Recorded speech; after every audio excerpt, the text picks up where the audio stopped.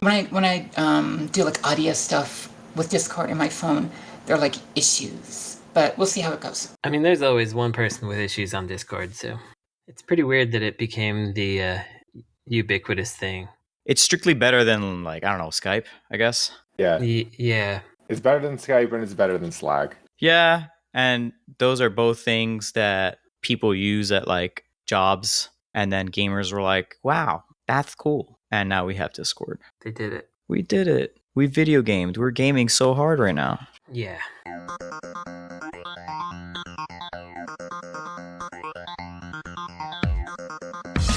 You are one snooze fest of an opponent. Winning on defense alone? You're a Democrat? This is Insert Credit episode 233, Pod of Casters, a roundtable discussion in 6-minute segments dictated by the pace of a horrible buzzer. I'm your guest host, Patrick Miller, filling in this week for Alex Jaffe, and my KOF mains are Athena, Kyo, and Nakaruru.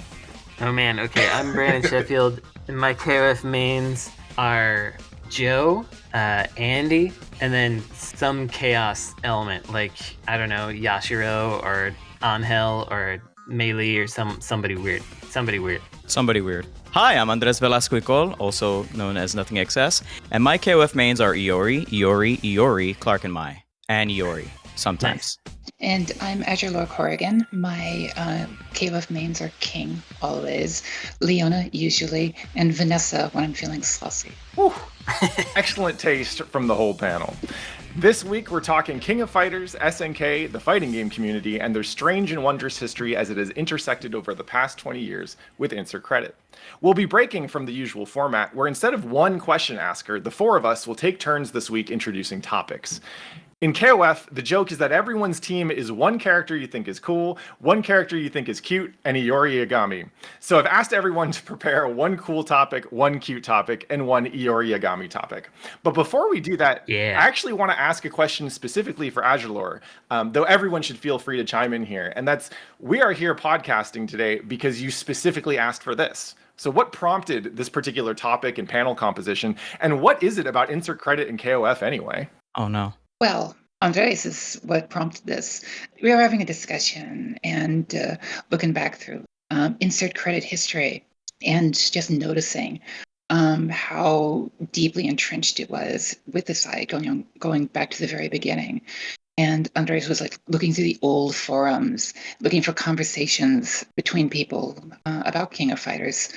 And, we brainstormed about people who had a long history of the site and who were interested in the series. And Pat is less invested in it, but you seem like a good moderator for a fighting game discussion. I did think that this was the right one to have me moderate because I have some stuff to say about KOF, but I'm mostly just here because I'm interested in hearing what y'all have to say. Yeah, the KOF connection is interesting because I think that a lot of the early Insert Credit draw was from websites like Madman's Cafe and even Sure You Can to an extent. There was some crossover in the early days, and I was writing about King of Fighters because it was the other fighting game at the time. There were plenty of other fighting games, but it was the other fighting game that was not Street Fighter. And if I recall correctly, Azure, the ways in which it was written about were part of what brought you to wanting to write on the site in the first place. Is that right? Mm-hmm. Right. It's like most of the mainstream outlets, whenever they wrote about SNK games or King of Fighters in particular, they kind of didn't know what to say about it. But then I was looking around the Madman's Cafe for news on the Dreamcast port of King of Fighters 2000, which had just come out. And there wasn't really anything useful to find about that online.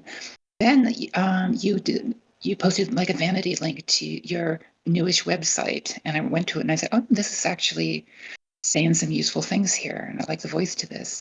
And so then I started to poke around, and after a little while got involved with the site. Yeah, and we had on the forums, we had someone who was possibly a bot and possibly real, who was named Fire. Yeah, who gave us one of our great quotes, which was KOF with relation shoes, which we never really knew what it meant, but it was something about, we figured it was something about fashion and playing King of Fighters with shoes that were relevant to to the series, but Fire was always coming in there and saying some stuff that like you just couldn't tell if it was a real person. But they were always talking about King of Fighters. You're writing about like KOF real fight for girls only with this asterisk. That's the one I remember, the KOF for real fight, girls only. Yeah, that was very good. Yeah, it's kind of funny too, right? Because that's how I wound up finding insert credit in the first place. Right. Yeah, I mean, it's crazy to think this is 2 decades ago for me. And this is like the website that I found on the internet while I was browsing around as a high schooler at the time. Having come from Mexico, not being used to the fact that the United States is heavily, at the time, a Street Fighter leaning FGC, I guess, is what I would put it. 2002, the FGC was still admittedly kind of in its infancy. Like, we may not want to admit it, but yeah. And so everywhere I look, everyone wants to play Street Fighter. They want to play CVS 2, which is a good decision in the long run. They want to play Third Strike. They want to play all this stuff. And I'm just like, okay, but when's KOF? Do y'all know what that is? And so, honest to goodness, no, they really didn't. And so the place that I learned, I guess, maybe to like think critically more about these things was actually insert credit, like reading insert credit articles and like enjoying what Brandon had to say, what Azure had to say, about KOF at the time. And so for me, that was just like, wow, this place is cool. And then I went and I was a complete idiot on the forums, like any 6, 17 or whatever year old would be. That's what you got to do. Yeah, you're a teenager. Yeah, I eventually grew out to be somewhat of a decent human being, I hope. But yeah, where I got started really, besides Shoryuken, which when you said there was crossover with Shoryuken, hi, it's me, the crossover. I'm the other crossover. And I remember seeing Andrés there and being like, oh shit, I've seen you around. Like, I can trust that someone here knows what the heck they're talking about. Hey, isn't that the one with the Sagat Tiger Raid avatar? Oh, I remember that one. Remember that? I have the avatar. I'm gonna put it somewhere so that we can somehow involve it. But yeah, it was a good time. It was great to be able to read about a game series that I cherished and grew up with, having lived in Mexico of all places for all those years, and people were taking it like seriously and talking about it at length about things other than just this character is broken, OMG. Like I wanted to appreciate it for what it was, which is like this whole almost like decade spanning like effort that I deeply fell in love with, and that made me appreciate arcades and fighting games. Yeah, I think the reason that other people, I mean, this is a KOF special, and a lot of people aren't gonna know about or care about King of Fighters. And I think the reason that we wound up caring about it a lot, the game had so many characters, and it had a lot of lore, and it had a lot of nonsense going on with it. And every time they released something, there was some new, I don't know, drama going on within SNK, or there was some new mechanic that somebody hated and somebody loved, or there was some new weird mini game. There was always some new interesting thing. And it really strikes me how King of Fighters is an incredibly bold series in general, because the very first game is KOF 94. Like, they drew a line in the sand. They're like, we're going to make more of these. We're going to make one every year. This is 94. This is the first one. You expect more numbers. Like it's a Madden. Yeah. It was like, this is our forever series. Really wild and bold way to start out. And, it could have totally flopped, and then it would have been the only one. But they want to keep it increasing that number, at least for a few years. So, it's right, for a decade. Yeah, not just that, but didn't they originally plan it to be a brawler? Like, there's like all of this history of just SNK lore, which is that like KOF 94 was almost a completely different game. Yeah. And instead we got what we got. And I have vivid memories of several, I'm talking about, like, I can recount not dozens, I'm talking almost hundreds of times that I went to go play that in the arcade as a kid, 94, 95, 96, 97, little corner store machines, people who I played against. I remember faces very vividly because that's what my childhood was. It's kind of weird, actually. That's neat. As far as the prompt, what is it about insert credit and KOF anyway? I feel like Brandon answered it pretty concisely when you were like, it was the other fighting game. It wasn't Street Fighter. It wasn't Mortal Kombat. Right. I might posit that it is the Bonk's adventure of fighting game. There we go. Yeah, I mean, kind of. I think that probably the whole insert credit style, which, at the time, the way that we were talking about video games was kind of unconventional. We had a very alternative sort of take on it. Each one of us had a different voice, and we were coming at it from a different angle. But the basic idea was we're all looking at video games as, a form of communication that had something to say rather than just as like a product, right? And that was people weren't really doing that so much at the time. And the thing about King of Fighters that it is so chaotic and there's so many things going on with it, and there's such attention to like details and characters, and it lends itself to this sort of analysis of like what it's doing and what it has to say more than a lot of other, well, frankly, more than a lot of other video games in general, never mind other like fighting game series. It was kind of a perfect canvas for collective like ideas about like how to look at video game, to latch onto and just try to milk some more kind of meaning out of it. Like this is just a fighting game, but it's not just a fighting game. What else can we get out of this and then apply to our lives and the human experience and whatever else we wanted to feel pretentious about at that moment? Well, I think the retrospective line of this discussion will be carried on quite nicely in the next conversational topic. So let's keep things moving. I'll start with my questions, and then we'll move on to the rest of the panelists. And this is where we're starting the timer rule, by the way. So I will start this now. Okay. So my cool question. When two people who play fighting games discover each other, they will often inquire into each other's background and history to better understand the other's perspective and possibly find common ground. When I first met Andrés in person, we bonded over the shared background with CVS2 specifically. That located us both at a discrete moment in fighting game community history, even though he was in Florida and I was in California, right? For insert credit, what are the insert credit community's fighting game bona fides? So some examples could be my book, The Educated Video Game Enthusiast Fighting Game Primer, started out as an insert credit article. Obviously, many insert credit and IC adjacent folks like Mariel, Persona, Vince, they all worked on Skullgirls via Lab Zero and now Future Club. And perhaps most notably, I know Brandon and Vince have run Asuka 120% Burning Fest Limit Over and Garodin Break Blow sessions. And one time we actually got the cops called on us while y'all were running one of those sessions. It was in the middle of the day in like Culver City or something, which to me is like the most possible cred you could possibly expect from insert credit. But with those as examples, like what else we got on the plate? Where is insert credit coming from? We need more details on this. When can we? Yeah. Can we? I would like the story before I even. Fans of the show will be aware of, because we've brought it up before because it's the best. But yeah, it was just we were playing Asuka at Vince's apartment, and we heard a knock on the door, and it's the cops, and they were like, "We got a noise complaint." And they're like, "What are y'all doing in here?" And then they just looked inside and they saw a bunch of nerds sitting on the floor with like a super gun. Playing Asuka and like Rumblefish 2 and stuff. They just saw a bunch of dweebs playing video games. That's all it was. That was it. And they were like, I guess keep it down.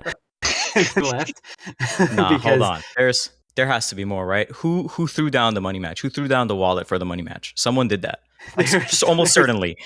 There was literally nothing. It was all like people from the anime club who were like, I think at one point someone went out on the balcony and had a phone call. I think that was the loudest it got. Not even a pop off? No, I don't think so. It was like 3 in the afternoon. Yeah, it was like the sun was shining. Everybody was having a good time. Like someone might have laughed loudly when something happened. It's like literally nothing, which makes it way funnier in my opinion. Yeah. I was waiting for the pop off. Like you beat somebody last second and you were just like, "That's right." And you just got up and threw your wallet down. And then that's what led to the noise complaint. Nope. Just homies having a good time. And someone got the phone. That's incredible. Someone was about to switch it over to play Double Dribble.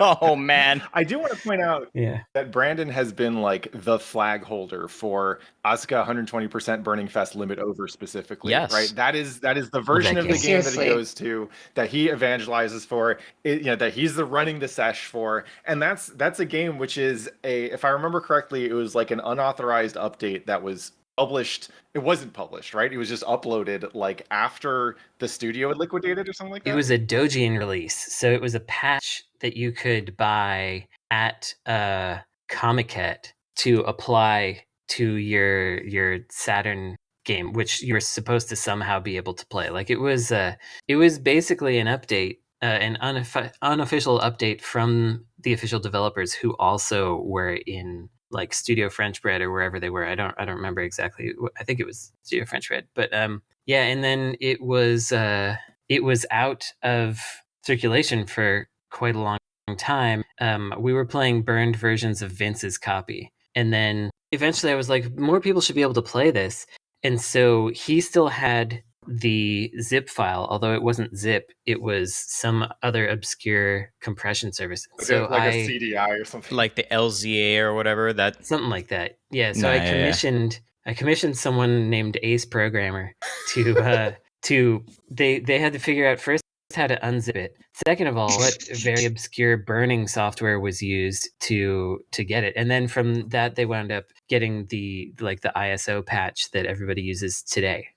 Because Oh wow. because we had to get through it because it was just not available. It's interesting because that series, the only place I ever read about it for like the longest time was on the front page of Insert Credit. And then like in the forums, each one of the sub forums had like a title, which was like a spoof of some fighting game series. You had like King of Posters, and then you had like something based on Asuka 110%. I can't remember what it was. I didn't quite get it. And I was like, Brandon keeps talking about this thing. And then later on, it became like much more, like I hear about it all the time now.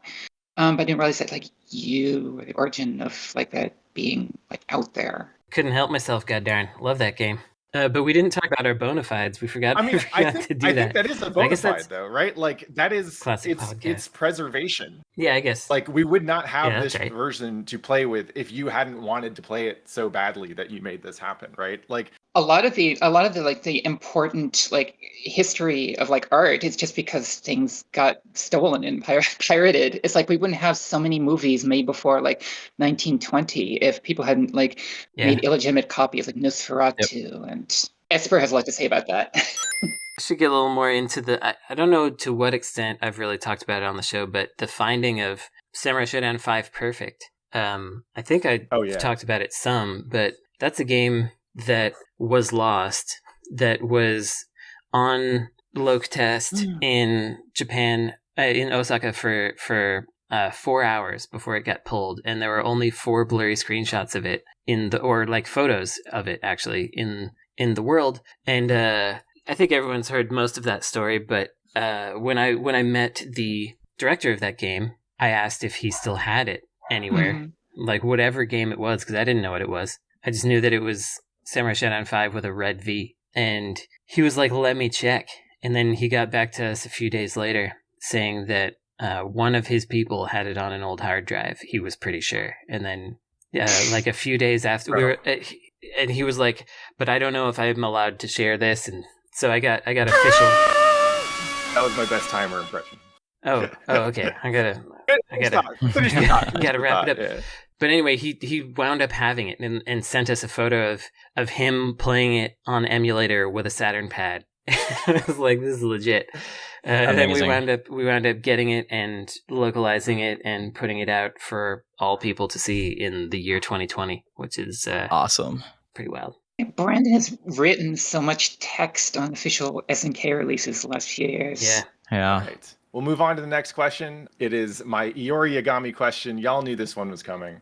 As of this writing, Saudi Prince Mohammed bin Salman, most notoriously known for the architect behind journalist Jamal Khashoggi's brutal murder, is the owner of the electronic gaming development company, which recently completed a purchase of 96.18% of SNK. In other words, SNK is owned by a real-life SNK boss.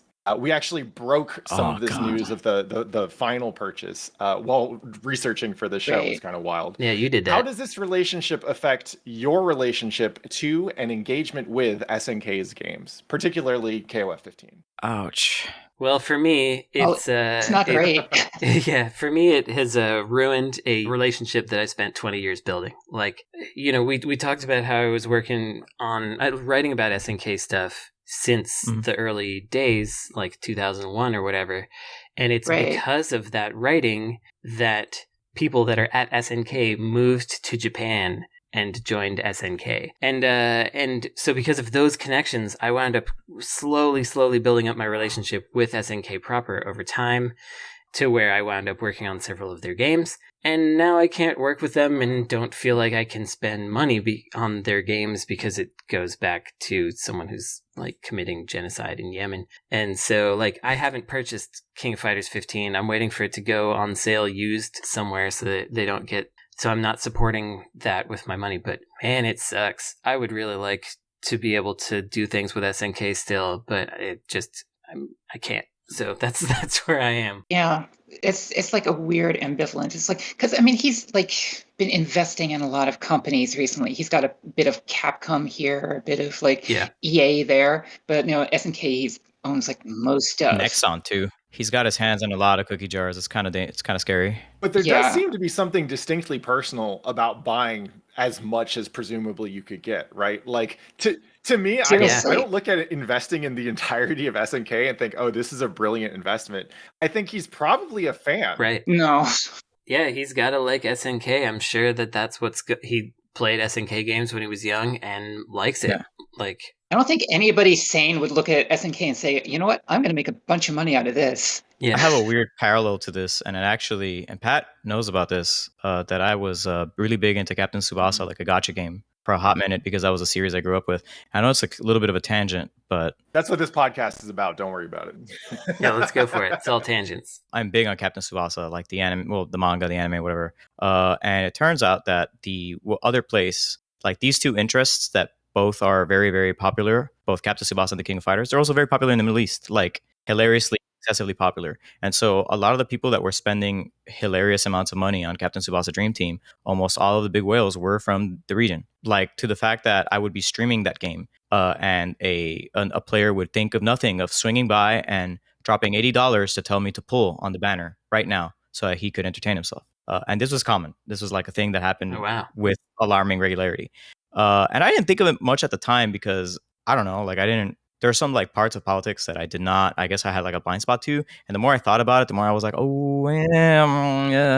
like started to get a little queasy about it because I didn't realize exactly what was going on until I actually sat down and thought about it. But like a lot of the way that I've approached KOF 15 has been kind of the same way, right? Like, to me, this guy came in at the 11th hour and he wailed out to buy SNK. And it sucks for me and it sucks for a lot of people. And, and I don't want to make it specifically about the fans because, like, what do the fans matter in the grand scheme of things as to like what this guy is? But it sucks because I want to be able to appreciate the work that team did over all of that time. Same. I want to support the people who worked on the game. Like, I talk to a lot of those people who currently work there. Like, I exchange words every now and then with Crispy Kaiser and stuff like that. Like, those people seem really cool. Like, the fact that I got to go on Twitter and ask Hideki Asanaka about music from KOF 99 and that he just like talked about it and was really cool about it, like that means something to me, right? So it's like, damn, it sucks that this happened. There are a couple of aspects to this that are just like really annoying, shall we say. One is that, as you're saying, he just swept in like right at the last minute, and like the moment this game came out, like the next day, like went through and like bought the company. So it's like, it feels almost like he was prepping for it a little bit. Right. Like he was just like sort of like acquiring stock, and then he made a deal, and then he sealed the deal as soon as everything finished. Right. And it's like this game is like, I think everybody was looking forward to it. This is like, it seems clearly like one of the best games in this series. But it's just like now it's just like overshadowing it. It's just like makes it a lot harder to enjoy what clearly was like a work of like a lot of creativity and like interest. It's quite like a lot of work went into this. Like, people cared about what they were doing. They've been on the verge of it for a while, or saying that they were, but they really truly were on the verge, or maybe still are, on the verge of doing new stuff again and revitalizing old properties. And they had been consistently hiring back old talent and getting people who made SNK what it was back again, and and getting them together and stuff. And I was going to be a part of this. I'm so enthusiastic. No, I'm not. They seem to be like getting their act together. And it's like, wow, this, it felt like so good and like heartwarming, the future is now. Yeah. And the crazy part too is that like, we got to think about it. Like, KOF and SNK to a large degree, it's not just like our relationship, like us as people, like you and I here talking on the podcast. KOF is a cultural marker. Yeah, it is. Yeah, let me finish my thought. It's a cultural marker, not just for the fighting game community overall, because it's so international. So many people from around the world like grew up with this game and this series, and like they were all looking forward to this. And it's kind of weird too, because at some point, this SNK villain being the actual owner is to a lot of these people only an abstraction. they're not going to understand what that means, right? Yeah. And I'm not saying that just because they're ignorant or stupid. It's just like life is so like life Right. that some people are just like, I'm gonna hug on to my my creature comforts, and I understand. At least, for example, they don't probably don't think about it anywhere as deeply, but it's like the way I see it at this point is like there's basically no ethical consumption under capitalism anymore, right? Or if ever. And maybe some people are gonna choose what they can or what they will at least actively try to have a part in, or like not have a part in. But like for me, it was like I had already pre-ordered it and it was too late, baby. Right? Like what was I gonna do? And so it sucks, and I hate it here.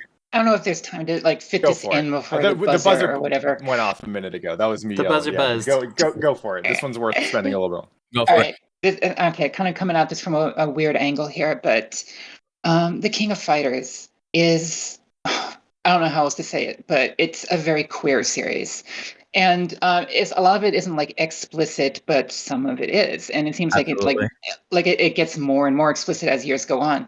And I'm obviously I'm trans, I'm not straight at all, and it took a long time to figure that out. But for like years and years and years, when I didn't quite understand what was going on with me, the King of Fighters in particular, like SNK really in general, but especially the King of Fighters. One, just the whole way that's organized, with like organizing like these found families and having like this ongoing like soap opera with the story, and the way that like everything is based on like character relationships and everything, but also like just all of these different gender expressions. And like there are a lot, like they try to have like a fairly even match of like male and female characters for like in comparison to other fighting games. And then there are all of these characters who are there, or they're male, but they present like very femme, or they're gender neutral, or and then you got like King, for instance, and she's called King because she's a drag king, and she dressed in masculine clothes, and she hid her identity originally. It's in there in like the DNA of this stuff, and a lot of people who play the King of Fighters are queer in one way or another, at least apparently out there on the internet, the circles I move in. So it's like this whole thing. Yeah, don't take it away, please.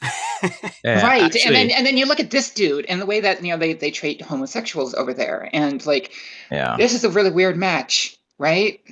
I'm not thrilled by that. It's funny because KOF was like one of the first fighting games that like had people that looked different and also treated those as something other than a stereotype. I am looking at you, Street Fighter. Absolutely. Like Street Fighter is like it's all like ethnic stereotypes, or it's like cultural stereotypes. And King of Fighters, everybody's an individual for the most part. Yeah, like even when they were like dealing a little bit in tropey stuff, like you're gonna tell me that Ramon is less cool than El Fuerte? Ramon is a proper cool Mexican luchador with like a story and like relationships and cool moves. And he's like a little dopey, but he's like funny, friendly, jovial dopey, not a joke like El Fuerte is. We also have Angel, who is a character. Angel is a character. She's a lot, man. I love Angel, pero coño, es a lot. I don't know why I went Cuban there. She's awesome. Well, it is certainly weird to think that there is a violent dictator of sorts out there who we could conceivably play in King of Fighters 15, and he might fucking scrape us for all we know. Like maybe he's nice. I don't know. Anyway, we'll move on to the next question here. This is my last question before we'll move on to Azurelore's. So this is my cute one. If Its or Credit was a fighting game event, what kind of event would it be? Feel free to describe this in terms of the type of venue, the hosted games or events, stream production format, whatever else you would imagine would be part of the event experience. So, hello. For those of you who don't know, TOs and Brandon being the local scene rep for Asuka in here at least. So there's a lot of room here. Yeah. Let's defer to Andrés for most of this. I have run a tournament before, just a small one in Las Vegas. It's nothing big. I'm going to frame this as a meeting. Hi, Brandon. It's me. You've hired me to TO your event. Excellent. Let's put together this sick event, this sick insert credit tournament of all time. What do you want the thematic to be? I'm imagining, obviously, we're going to be using a lot of black because that's the color I primarily associate with insert credit. And purple. I was about to say, I'm thinking some purple. I'm thinking that all the design, all the cool brochures and all the cool things we're going to hand out, all the merch, black and purple. cool highlights. I feel like the first question to ask is there a tournament? There's totally a tournament. Why not? It doesn't have to be a tournament. It could be more. I've never seen Brandon run a competitive event in my life. And I'm like the least competitive person in the world.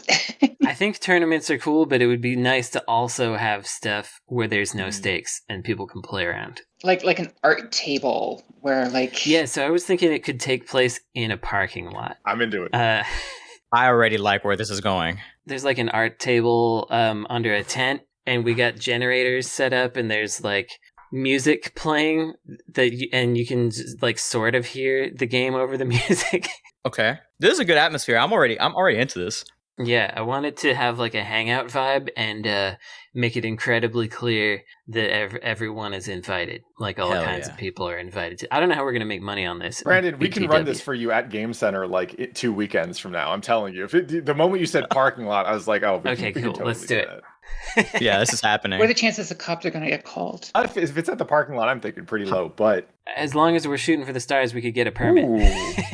Hell yeah, why not? Yeah.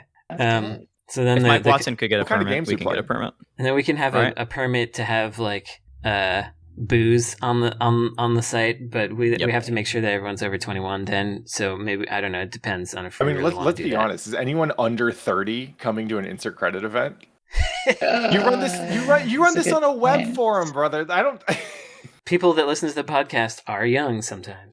Sometimes I get people who, you don't really think about how old people are online. You just talk to people, you kind of imagine they're about the same age as you.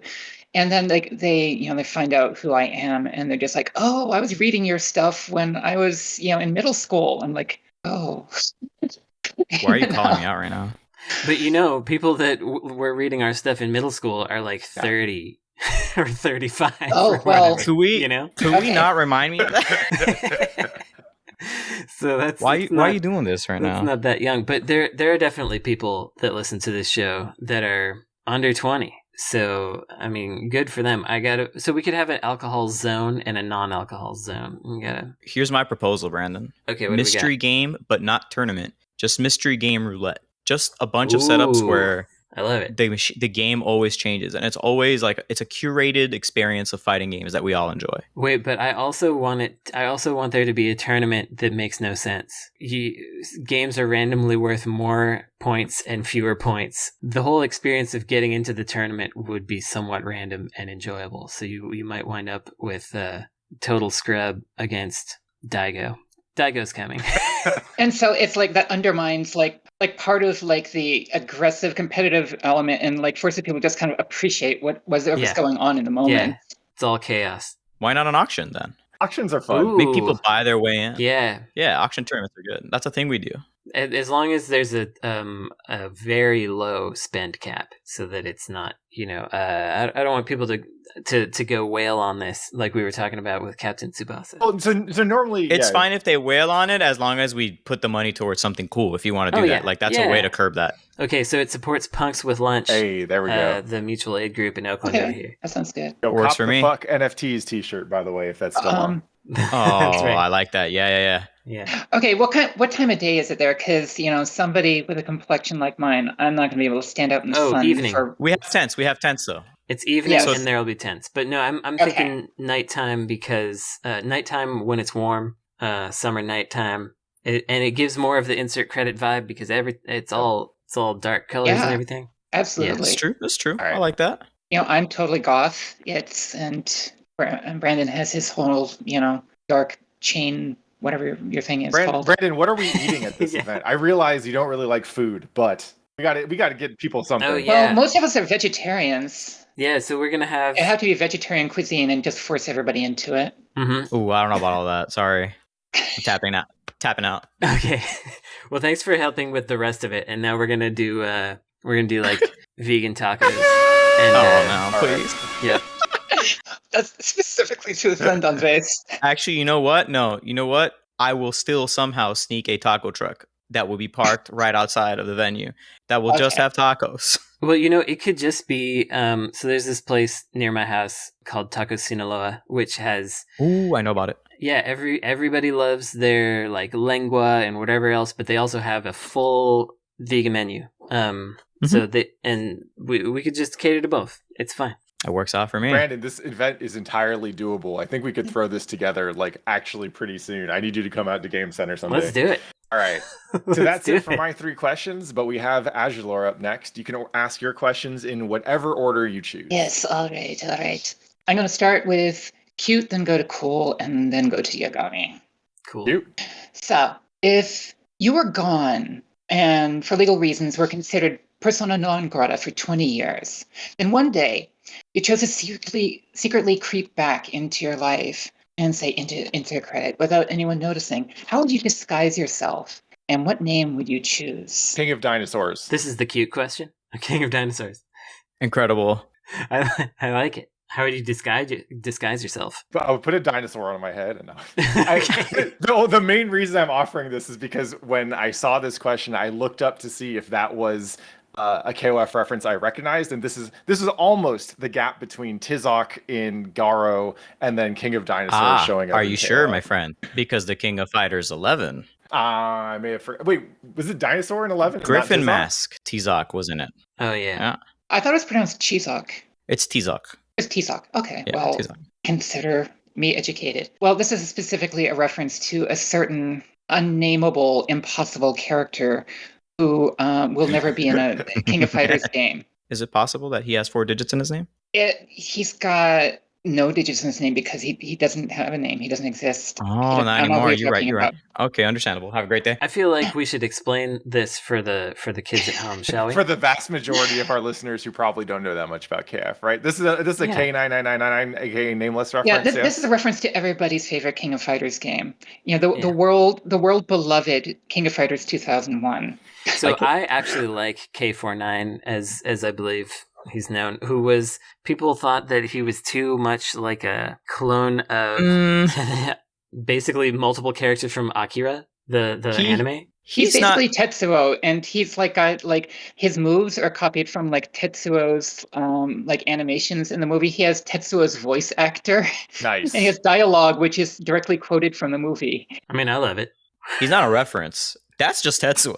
Yeah, I guess it's just Tetsuo. I mean, I think it's great. I was just playing as him last night, and I was doing those, like, that thing where he just does a bunch of punches up from the ground. I'm like, this is stupid. I love it. He's an interesting character. He plays very differently, and his moves, I guess K49's moves are pretty difficult. He's got, those SNK pretzel moves to do things, and, it's neat. But he was basically a lawsuit waiting to happen. And so when they remade the King of Fighters 2002 to make it suck a little bit less, they just replaced him altogether with another character just called Nameless, which is kind of interesting because they put all this work into like creating like a new backstory for him. And basically the whole like company line was that no, K49 never existed. Actually, they just retconned it, so Nameless had always been there instead. And he had this whole like tragic backstory with like somebody else who looked like Kula and whatever. So I think I would come back wearing, like, I would also be named Nameless to confuse everybody, and I would be yet another character wearing Terry's old star jacket. So that I would just completely throw everybody off, and they'd be like, "Who the heck is this?" But I'd have sunglasses, right? Yeah, extra incognito. Awesome. Yeah, King of Fighters 15. There's this new character just called Cronin McDougal. I wanted to frame that one for Brandon so bad. I was gonna be like, "You go on." No, I was gonna be like, Brandon, am I the person that gets to break the news of what his new name is? Oh, wow. I had no idea. I was so excited. It is in fact Cronin McDougal. That is a real thing that they named him. My man sounds like Highlander.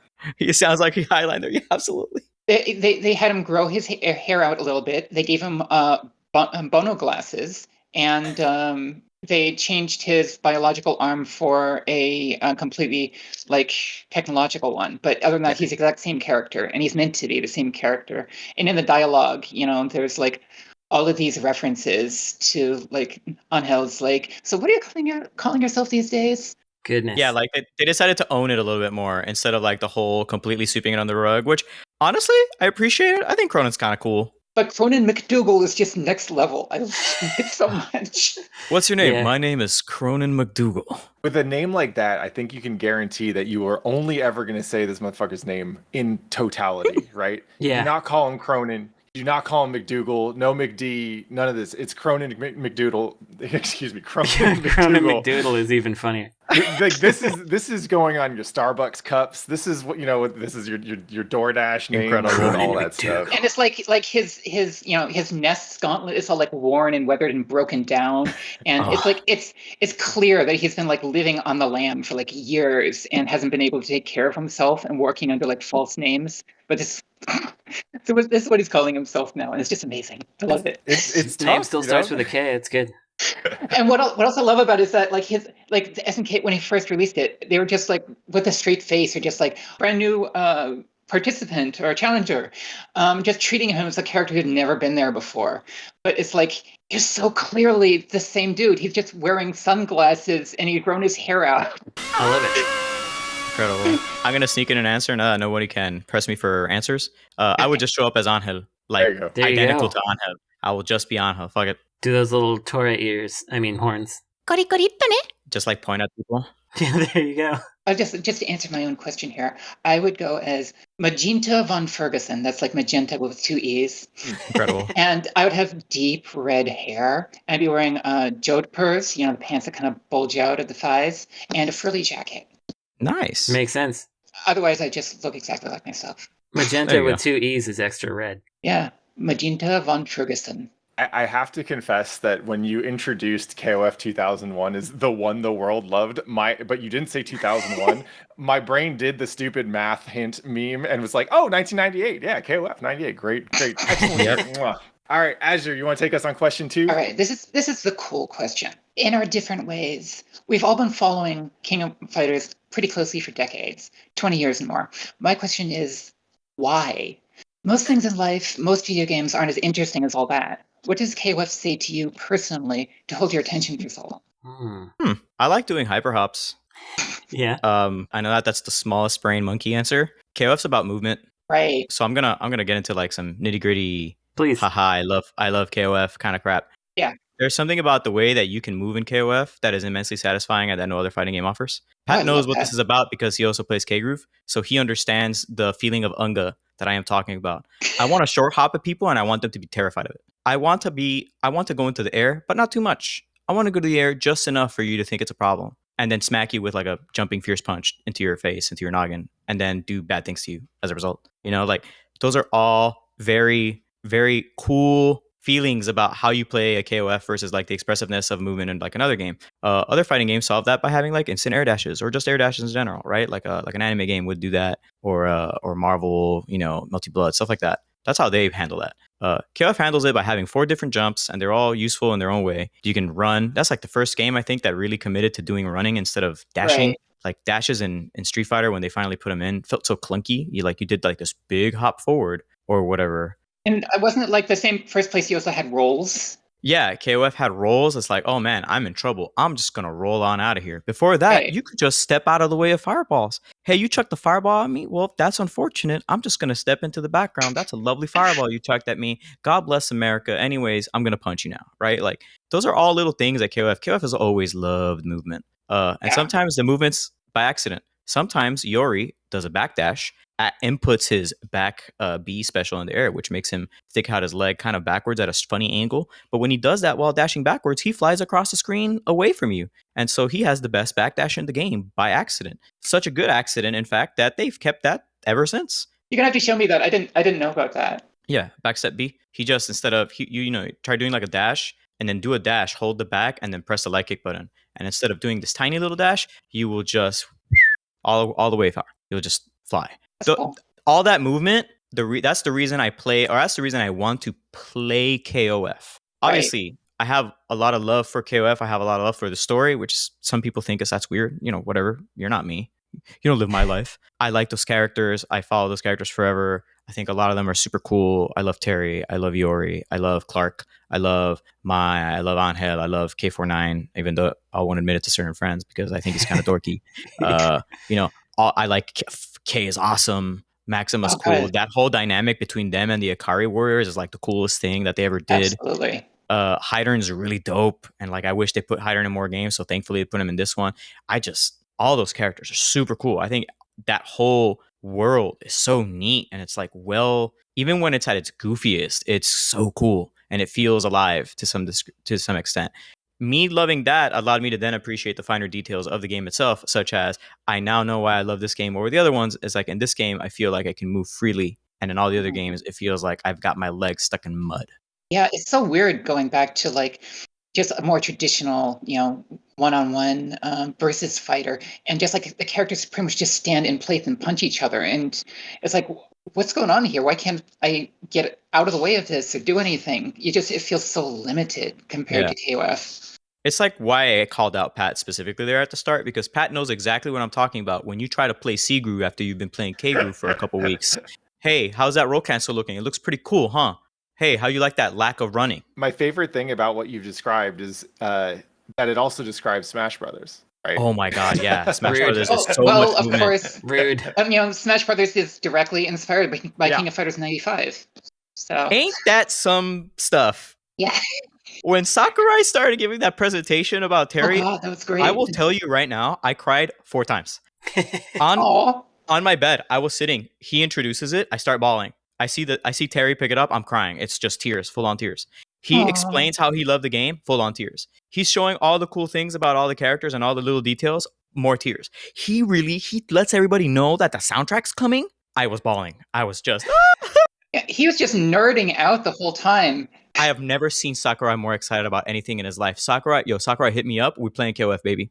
We're going to get some tacos. We cruising down arcades in Mexico. Hit me up, baby. Let's go. What's funny about that whole presentation is that it's different from like anything else he did, and for like any of the other characters. He basically was like this long lecture for like all of these like people who don't really play actual fighting games, who before. I mean, they would have been like, who the hell is this guy? And they're just even like after that presentation, they were kind of unsure about Terry. I think they like him now that he's actually in the game. Cool hat but guy. there's like a lot of there was a lot of uncertainty, and so like he put a lot of effort into explaining why he was in the game and what he meant to and what like the whole series meant to Sakurai and why this is appropriate for all of these reasons. And it was just like this whole like history lesson, and it was just he was so enthusiastic. I'm getting choked up again. Real quick, we are at time on this question. I don't think I've ever seen Brandon boxed out so hard from a question Sorry, Brandon. on a podcast that Tim wasn't on. That's exactly But we haven't right. really heard from Azure or Brandon on this topic yet. So I'm if you have sorry. a quick word, No, let's that's do okay. it. I'll be quick. I got 3 things, and I'll try to make them as quick as possible. One is that it's very simple, easy answer, which is that King of Fighters 97 was the first fighting game that I played for a long time, and that came from my lineage of playing PC Engine games, and so the only good fighting games on there really were the SNK ones. So I was playing Fatal Fury and I was playing Art of Fighting and stuff, and then I got a Saturn, and KOF 97 came out when I had a Saturn, and it was cheaper than all the other fighting games, and so I bought it, and it had a RAM cart. So I wound up playing 97 a lot, and interestingly, 97 is the one that is remembered in China the way 98 is remembered everywhere else. Like 97 is the one that they play in China. So there's that, and then there's also the movement thing for me, except it was the fluidity of animation that really kept me engaged, because it felt like every move was moving into every other move when you did things right, and when you made that happen. As a casual player, it made you feel like you were really doing something. And so that like always piqued my curiosity to keep pushing. And then the final thing is that all the characters look different from each other, and they're always interesting to research and think about. And that really kept me in there. So yeah, okay, those are my 3. Nice. Azure? Okay. I think in my case, it's mostly, I'm giving it as more like a lit crit perspective, as I do with anything, right? Is that I really appreciate the way that the series as a whole expresses ideas through like one thing leading into another. Like you have all of the themes going on, for the series in general, for like a story arc in general, and then for a game in particular, like one particular chapter, like the tone that is trying to set and the story that's trying to tell and the relationships going on between the characters at any given moment. And all of this is communicated through the moves that are available to the characters, the inputs that are used to execute the moves, and the animations that are triggered after entering the inputs. And just the way that the characters are animated tells you so much about who the characters are and how they feel about each other and like what their background is and where they are in their lives right now. It's like in King of Fighters 2001, you can tell that Kyo is not in a good place. He gets this dark shadow over his eyes doing certain moves, and he's like borrowing moves from Iori. And you can tell he's just like something ain't right with his kid at that point. And just like everything feels like it's falling apart. And just expressed through all these different elements, like in a very visceral, individual way. Every chapter of the game seems to of the series seems to focus really, really hard on just saying something, communicating something through these basic game mechanics that on their own, like in some other game, they wouldn't seem like they're really pregnant with like a whole lot of communicative value. But the way that it uses them in this really simple, elegant way to express ideas, to express character, to express the individuality of these very, very different characters who aren't just stereotypes, it just inspires me. And just like it feels so elegant in the way that it tells a story without even needing necessarily like these ongoing like cut scenes, and of course they're great too, but it just uses a language of video games, uses the language of fighting games in this really interesting way in order to tell people things and not just, be a mechanism for punching or whatever. I have to congratulate you. That's the first time I've heard the word pregnant used in a sentence describing King of Fighters. Very good. If Mai gets her way one of these days. I'm sure there's some Google hits out there. Mai will absolutely impregnate Andy. That's how I think that's going. Absolutely. All right. Azure, you want to give us your last question and then we'll move on to the break? Andy is so hot in the recent game. I don't know where that came from. They made him so hot. It's because he was super ugly in 14. Well, yeah, I mean, he's always been the dorky brother. Like, who cares about Andy? But then, like, the new trailer hit for this game, and like everybody's like, "Oh, even people who didn't know that they were attracted to like masculine people." Ooh, that's anyway. So, hit us with the Yagami. The Yagami question. Okay, so SNK has been teasing more and more over the years about the relationship between Iori and Kyo. This will they, won't they thing, as Andrés was describing it. So let's assume for the sake of discussion that they will. Kyo and Iori are going to, figure things out, admit their feelings for each other. So my question is, how do you think that this will unfold? Like, what is your version of how this is going to happen? That Kyo and Iori, they find their love for each other. Well, if you've played KOF Girls Side, then you'll know all the ins and outs. That didn't mean to be an innuendo. The ins and outs, huh? Let's go! How will it happen? I mean, I feel like their dynamic, if you lose the kind of kindergarten, I'm stomping on your foot because I like you dynamic, then what do they have? I think that if they become a happy couple, then they recede into the background of the series and someone else takes over. With the main point of tension. And so they wind up probably on a team together. Who would be the third member of that team? I sure couldn't tell you. Chizuru. Yeah, I guess I was thinking Shingo. Yeah. No, they tried Shingo once. It didn't work out so well. Maybe just another Kyo. Shingo's the third wheel. It worked out for me. I love that. Yeah, it could be Kusanagi. Oh god, just Kusanagi. Just yelling all the time because Kusanagi does not have an off button. Yeah, right. I think that's what would happen. They would just be like, they would be happy and it would be boring, and so they'd have to get receded into the background. Kyo's girlfriend, what's her name? Yuki? Yuki. Yeah, she's in Gals Fighters, right? That's right. She could be the third member. She's never been in a proper KOF except the ending of 97, I think. Oh, let's go. Yeah. That'd be awesome. Nah, I think the way it's gonna work is, and this was like I'm throwing up the ball for Esper. It's just gonna be really weird and oddly like distant and longing like, and it's gonna involve Iori singing that song from the drama CD, the "Don't Break My Soul." I gave I think both Brandon and Azure like the chills of oh no. That one. I just want him to like belting out like whoa whoa tonight. That's what's gonna happen, and then they're gonna do things to each other. Then it gets into like a Yakuza style karaoke minigame, and you gotta press along with that song, and they're just doing their little kicks and punches as it goes. Yeah. Oh, ship it. Yeah, let's do it. I want this game. Yep, this game's happening. First, we gotta get rid of some other things that are going on, and then after that we can. Yeah. Don't worry about it. Easy peasy lemon squeeze. Rhythm of Fighters. Help me out here, because my points of reference, if we're triangulating the great rivalries of fighting game leading men, right? We got Ryu and Ken, for whom it's hard to imagine Ryu being sexual at all, right? Or romantic at all. They clearly have a very platonic rivalry. Ryu has never fucked. Which is why they're safe to show his package in in the Street Fighter 6 trailer. It is a weapon like everything else about him, right? And then on the other side of the continuum, I think of Soul and Kai as Soul and Kai are the romantic leads of Guilty Gear, and Dizzy, Jacko, whoever, they're all just beards or otherwise involved. They're watching the spectacle, and when I think Kyo and Iori, I do think martial arts rivalry, obviously their clans have this history, right? It reminds me almost of warring ninja clans or something like that.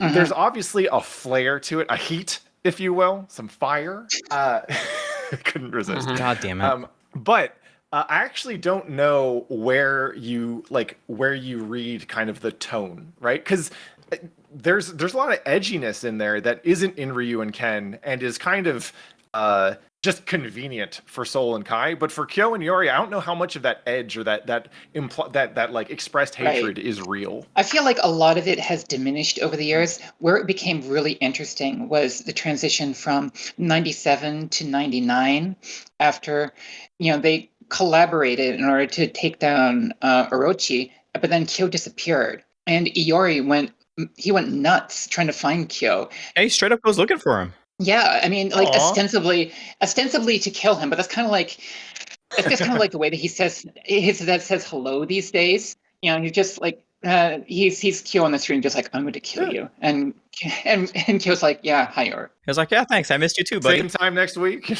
Yeah, pretty much.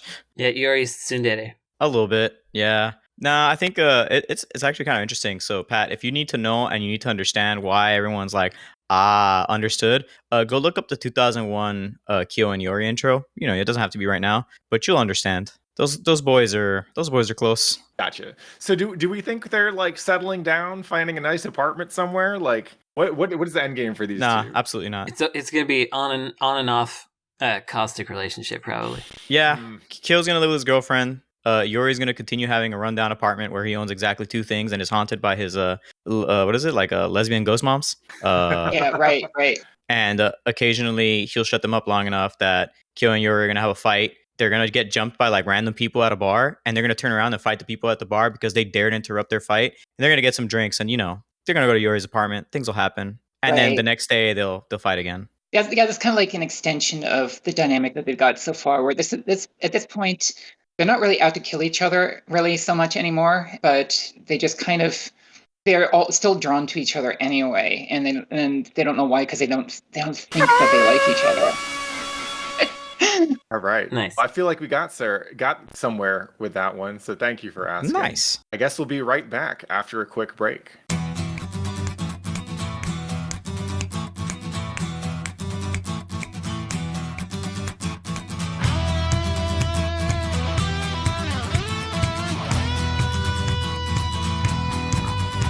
I hope people like KOF, because this is going to be a long episode. Hey, we like KOF, and that's what matters. That's true. I think it's easier to moderate y'all when you're talking about stuff you don't like as much. Right, it's true.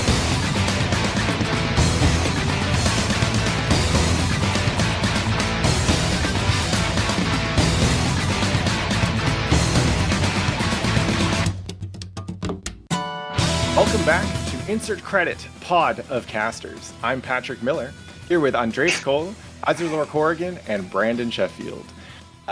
Before we get back into our regular discussion topics, I thought I would acknowledge that this is somehow the second 420 podcast recording I've done for Insert Credit, but the first that's actually on April 20th. So I appreciate the consistency, and it's been super dope to talk about KOF. So let's jump right back into it. Gotta keep the brand. Let's hyper hop back into this one. What if Bernie Sanders will be listening to this?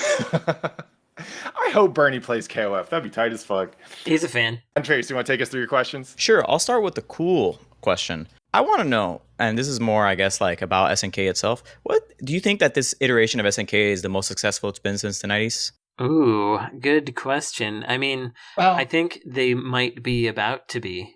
because I mean they did pretty well with Samurai Showdown, and I am definitely looking for, like, they're actually licensing outside stuff, and I think that that Metal Slug Tactics game looks super good to me. Like, I'm super interested in that. But at the same time, I also think that the chaos years of the early 2000s are extremely fun. So it's hard. Yeah, it's hard for me to say for sure. But like those chaos years when they put out KOF 2000, 2001, and all the weird Metal Slugs and like started doing their 3D PlayStation 2 games, it was just all so strange. And it felt like they were just flailing around in the dark, but a lot of interesting stuff came out of it. Not interesting good, but interesting. Well, KF 2001 is interesting good, but like Twinkle Star on PS2. Yeah, La Petite Princesse. That game was kind of cool, actually. Yeah, there's a lot of weird like the full 3D and everything. Like, why did they make a 3D Twinkle Star sprites? They didn't need to do that. But it was cool.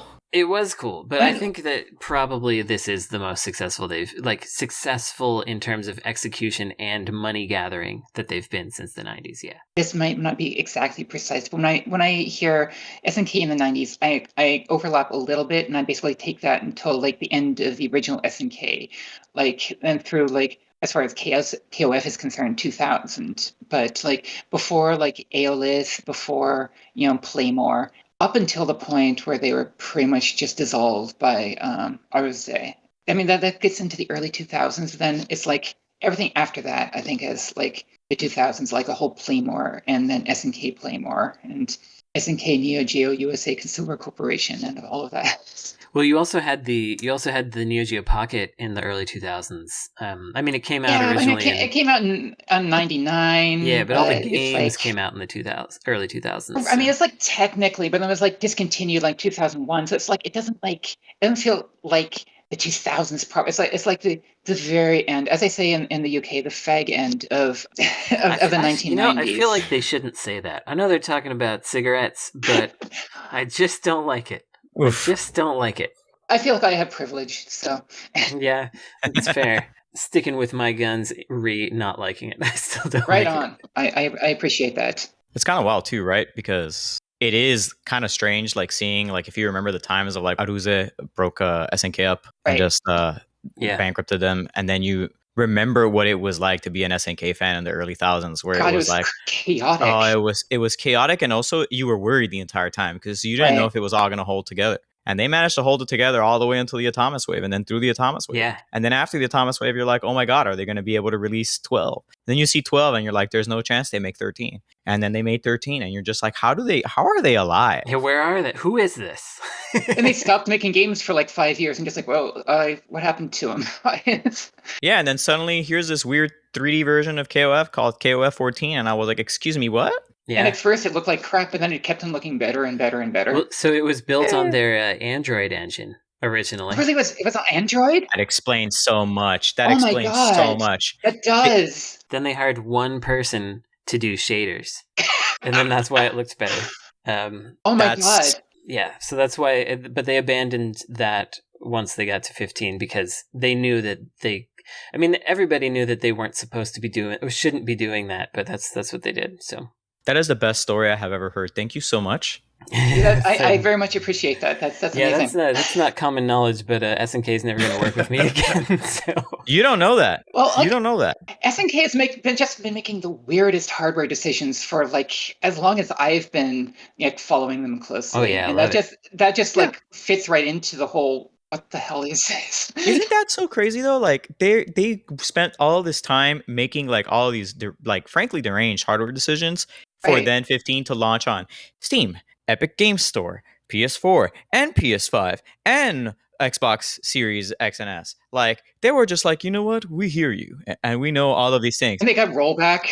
Yeah, and we have rollback because you all. I mean, this is for what happens when you got money, right? Like, you make boneheaded decisions, not Mhm. because you think they're good decisions, but because they're the best available decisions that you have, given the people you have on your staff and the resources you have to finish something. To Yeah, describe that makes SNK as sense. successful right now is really interesting to me. I think Brandon, you alluded to this earlier, where it's like, yeah, they have more money now than they have had in a long time, and it lets them do things like release KOF 15 at a generally professional level of quality, right? Which is really impressive because it costs a lot more to make a game now Mhm. and to get people's attention now than it did 20 years ago, especially if you're SNK 20 years ago, right? Right. The Yeah. fact that they're making games at all in this current market, like, think about how many of their peer studios have either gotten lost to acquisitions or their IP just kind of shuffled off from holding company to holding company or whatever. SNK still has IPs that are at least somewhat bankable, right? That you can sell to at least like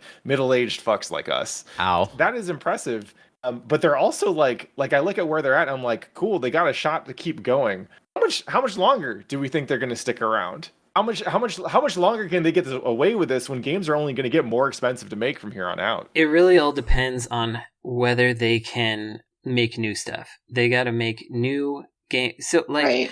I think they may actually don't know this, but I think they made a lot of money on like Metal Slug Mhm. Attack and stuff. Yeah, I get that impression. That game was doing really well. I think as long as they try things, and to me, it's encouraging. So much as I want to see the SNK brand continue to succeed, which I do, just under not a dictator.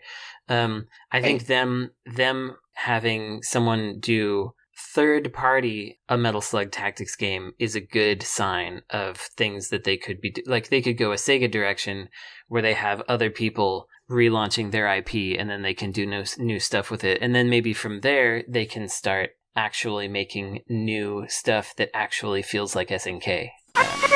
Whatever Right. that I think that's the thing is because SNK fell apart the first time, understandably enough, they've been in a very conservative mode creatively, where Yeah. they're just kind of like they're doing what seem like the surest bets that somebody might actually want to buy. And like so they've only been putting out like their biggest name series just over and over again, all these legacy things. And then even within those series, like King of Fighters, it used to be so progressive and experimental, but really for a while now, the games have been pretty much falling back on like what people expect to see because they're not putting out a new one every year, and they have to make sure people aren't going to be put off by this one. Yeah, they are finally out of survival mode. And then this happens. Well, that is what got them out of survival mode, right? Like, the funding is what let them finish Yeah. the game. Or Yeah. maybe. Well, the Yeah. funding came out originally from the Chinese investors, right? Like this whole Yeah. new Yes, thing was right. more on top of that. Like this guy suddenly decided, I'm gonna buy this. But for a while, it was just like I think it was like Perfect World or something, and a bunch of other people that had like Yeah. a little bit of bits and pieces. So yeah, weird stuff. Speaking of Perfect World, should I ask my next question? Yeah.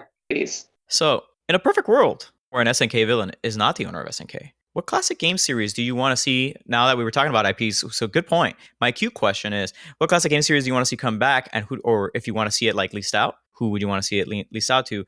And failing that, if you don't really care about any other SNK properties, which I am sure is not the case here, do you want to see any particular characters come back from some of those, from some hidden property to a version of KOF in the future, or this one? I could tell you the games I wanted to make. Please.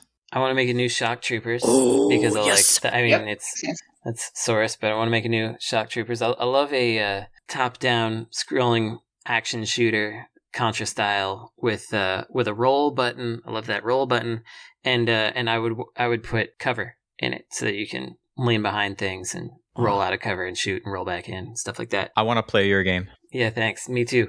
I would love to make a new Beastbusters, but like Yes. Oh, yes. Like the arcade version, or you mean the Dark Arms Beastbusters? I actually mean the Dark Arms version. Yeah, the Yes. I love that so yes. much. I was going to say that, honestly. action Pokemon game. Yeah. I talked to my boy Dino about that game a while back, and then he ended up doing a Beastbuster stream, and he ended up running all of Beastbusters Dark Arms. So if you are listening to this and you haven't actually watched that, should the name I just mentioned, Dino, please go check it out so you can see what that game is, so that you too can crave that game, because that game slaps. And if you I can get your hands love on a it. copy of the game, please play it. It's like the closest thing they've done to Crystallis since Crystallis. And It's true. speaking of which, I would like to see them have another stab at Crystallis, or something like similar, at least in a similar Sure. vein. I mean, I would love to do I want to do an Athena multi-character beat 'em up, which I think would be really fun. And I have a specific mechanic in mind for that I won't reveal here because nobody's done it yet, and I'm super interested in it. But yeah, I want to do that Athena thing, and then what was my last one? I had one more that I wanted to do. I don't remember. It might have been something like try to make an actual SNK RPG. Right. But that would be ridiculous. Man. Brendan, hang on to that one. Yeah. Azure, what were yours? But hang on to that last thought you just had. Mm-hmm. Okay. So, I definitely was going to say, Dark Arms Beast Busters, because that's just one of my favorite SNK games, like at all. But on top of that, Crystallis, or if not Crystallis exactly, then that's no reason why Crystallis couldn't become like a series, like Final Fantasy or something, or they couldn't, or Fantasy Star, where it's like this shared universe, even though each game is kind of standalone. Then basically, it's like the different sort of things that SNK used to do, rather than just like the same couple of genres over and over again. I'd like to see them do something like Cool Tune again. Yeah. So, SNK has such a brilliant music team. It'd be interesting to have a game that focused on the music in that way again. Even though I know that we're not quite in like the whole rhythm game genre anymore, I'm sure they could do in arcades. that. We still are. Yeah, they're still happening over there. It's pretty hot still. So I feel like on mobile too. There's still space for that. Right, and that's a good point. And then there are like all of these games that are like by SNK second parties, or I'm not exactly sure who owns the rights to them now, but like how do you pronounce it? Like Faustale? Yeah, Faustale. What a good game. That's wonderful also. I just adore it. That's a Saknoth joint. That was Hiroki Kikuta and his homies, right? Yeah. Yeah, that actually was. It was that and Kudelka. Right. Kudelka which is definitely one of those. It's Shadow Hearts now. It would be cool to also do a Magician Lord. I would totally do a Magician Lord. Totally. So Brandon, the thing I wanted to do, what you were talking about, so you've touched both of them. Of all of the things that seem so easily adaptable to something like a tabletop RPG or some sort of tabletop RPG world or game of some kind of thing, I would absolutely love to see some sort of actual CRPG version of Magician Lord, because Magician Lord is so crazy looking. You could also do cross swords, which is pretty bizarre. Yeah, you could have something like a Dark Souls Magician Lord. I'm going to make Elta now in Elden Ring, and you can't stop me. I just realized you could totally make that. The outfit is there. You can totally do it. But can I play the little song from Theme 1 while I'm rolling around? Because that seems important. I also like Top Hunter. Nobody talks about Top Hunter, but I like Top Hunter. Right, sure. And it's really charming. Weird action platformer. And while I'm going nuts, I'm going to do like one of their Hyper Neo Geo driving games, like Extreme Rally or what was the other one? Drift Heat or something. Those are actually kind of, I don't know, they're weird, they look different, they look like they have a unique vibe to them. They're not perfect, but I'd love to, like, if I'm trying to keep SNK relevant, I want them to have a foot in all genres, and so I'd bring back one of those. Right. Hell yeah. Absolutely. It covers too much of the same ground as Shock Troopers, maybe, but I'd just like to see proper full-size Ikari Warriors again, but like with everything that's happened in between, and like both in terms of like game development and like what's changed with game development, but also what's happened with the Ikari Warriors in the KOF universe, right? Yeah. Be able to play as Leona or Whip. Mm-hmm. Imagine playing as Whip in some kind of like a top-down shooter like that. I love it. How many steps away before K just winds up in a proper Metal Slug game? Because he's already like Ikari family, right? Just gonna go around shooting guns and throwing your sunglasses at people. I would play Whip in a Castlevania game. That'd be fun. I think Andrés, you've got one more on deck, right? Ikari-vania. Yeah, I got my Iori question. So the SNK sound team, as we all agree, very strong historically, ever since Athena. They really came into its own during its stretch of the 90s. They really got like every single drop out of that Neo Geo before they got broken up. And they've had, even back then and now since, especially recently, I guess, with 15, they've had incredible sound design and their soundtracks are awesome. So which of all of these games has the most memorable sound design to you? I'm not talking about the best. I'm talking about which one stuck to you the most. 99, no question. Yeah, I think that makes sense. For me, it probably is KOF 97, but it's ultimately about which KOF I really played first, because to me, for people who don't play this game, for whatever reason, the way that they used the Neo Geo, I think they must they had a lot of sound samples to use, and so they crushed them down, and so they wind up all sounding blown out. And so like you hear a hit and it's like and it's just like this mess of static, and people's voices and attacks sound like they're standing too close to the mic, and they're just like everything's peaking. And I love it, and I feel like it adds this real feeling of kinetic energy to the series and to the game in general. And I keep with every game that I make, I keep trying to push my sound designer, like, can you just make it sound a little more blown out, just a little more than this, just a little more this time, Right. Because I keep wanting to get it closer to that peaking. You're not looking for verisimilitude. You're looking for expressive. Exactly. Performance. You want the energy. Also probably sounds like a blown out arcade cabinet. Love it. It could be, yeah, absolutely. It's interesting to say that because this is kind of like tangentially almost answering the question, but it's like the NES era in general, 99, 2000, and 2001, which is what I'm going to say, but just in a minute.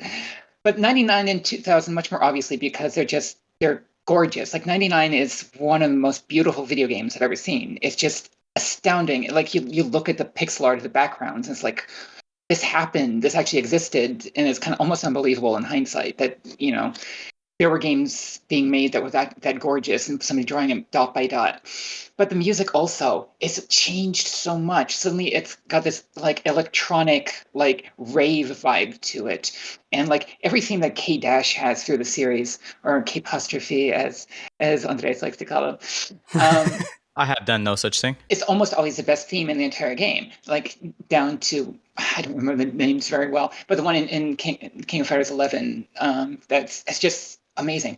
But the thing is, as memorable and moody and vibey as the soundtracks to 99 2000 are, 2001 is, of course, one, and Andrés is going to love this.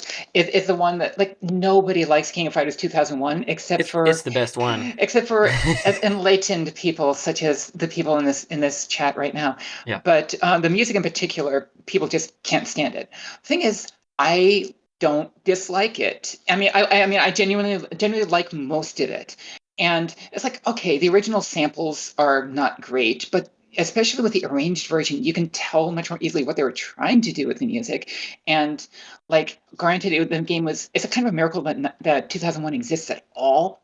By the time they got around to doing the music, it's like they didn't have anything to work with. And so like all of the tracks are like 30 seconds long or shorter, and not very developed. They don't have like the best samples, but or they just rip off the melody from a Nine Inch Nails song, like Into the Void. Or that's great. Oops.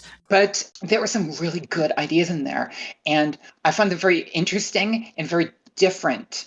And the fact that they are so different and they're so grungy, I think it fits the whole like vibe of the game, like falling apart. Like, this is like the end of the saga, and like everything is breaking down and desperate. And the entire game has this sort of tone of like decay and like tarnish and rust and kind of people at the end of their wits.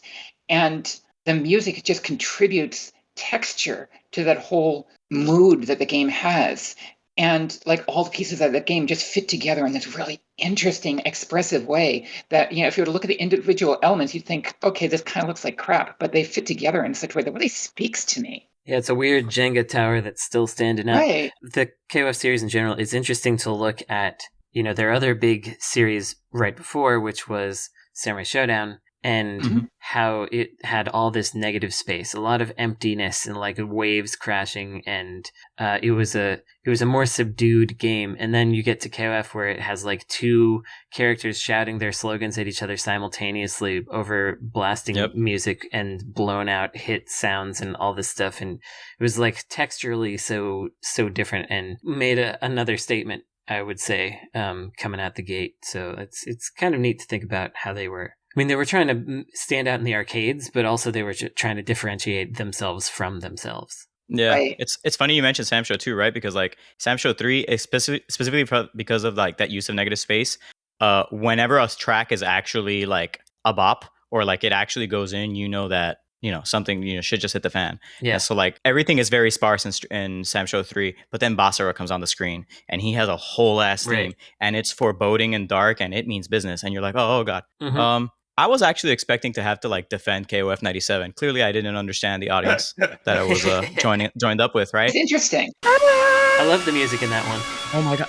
Well, yeah, I have to. Oh, I'm gonna finish this out. I'm sorry. I spend so much time having to explain to people. Yeah, no, dude, 97 has top tier sound design. I don't know what's wrong. Yeah, it's sparse. Yeah, the tracks, the actual tracks of the stages. Yeah, they're very quiet. They're very moody. There's a lot of negative space in there, like you were mentioning. 97's the only one with space in it, really. And a lot of that is because 97 has a very strange mood of it is kind of a horror show.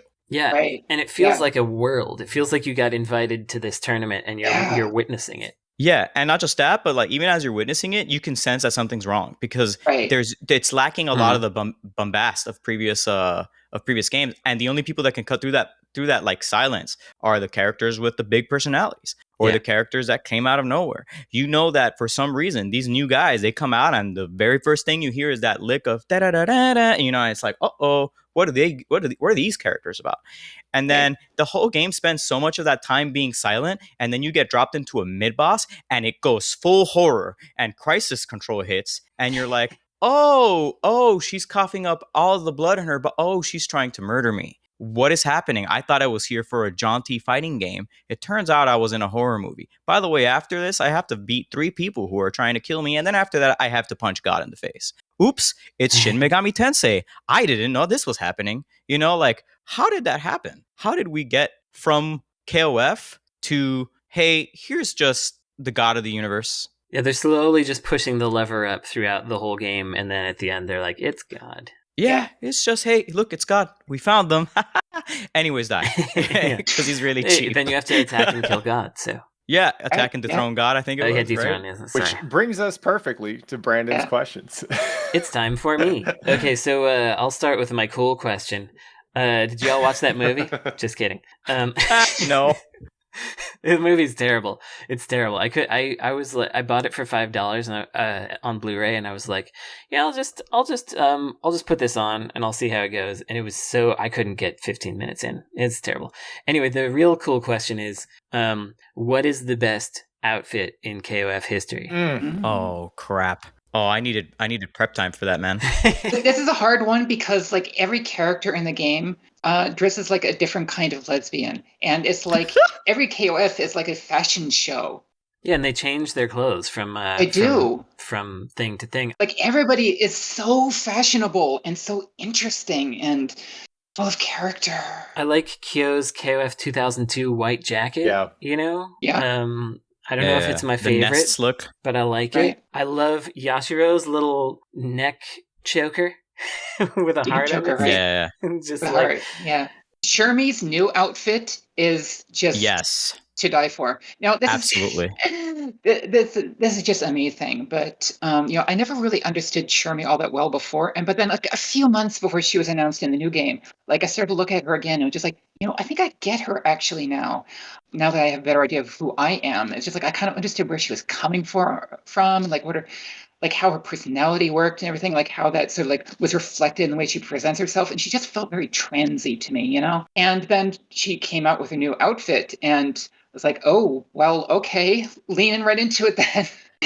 Understandable. It feels very transy in a good way. I always liked Athena's short hair hero look. Like she sort of looks like a superhero with her short hair. She like buzzed all her hair off, which is really cool and interesting. That's she looks great in the NES games. She does. That's true.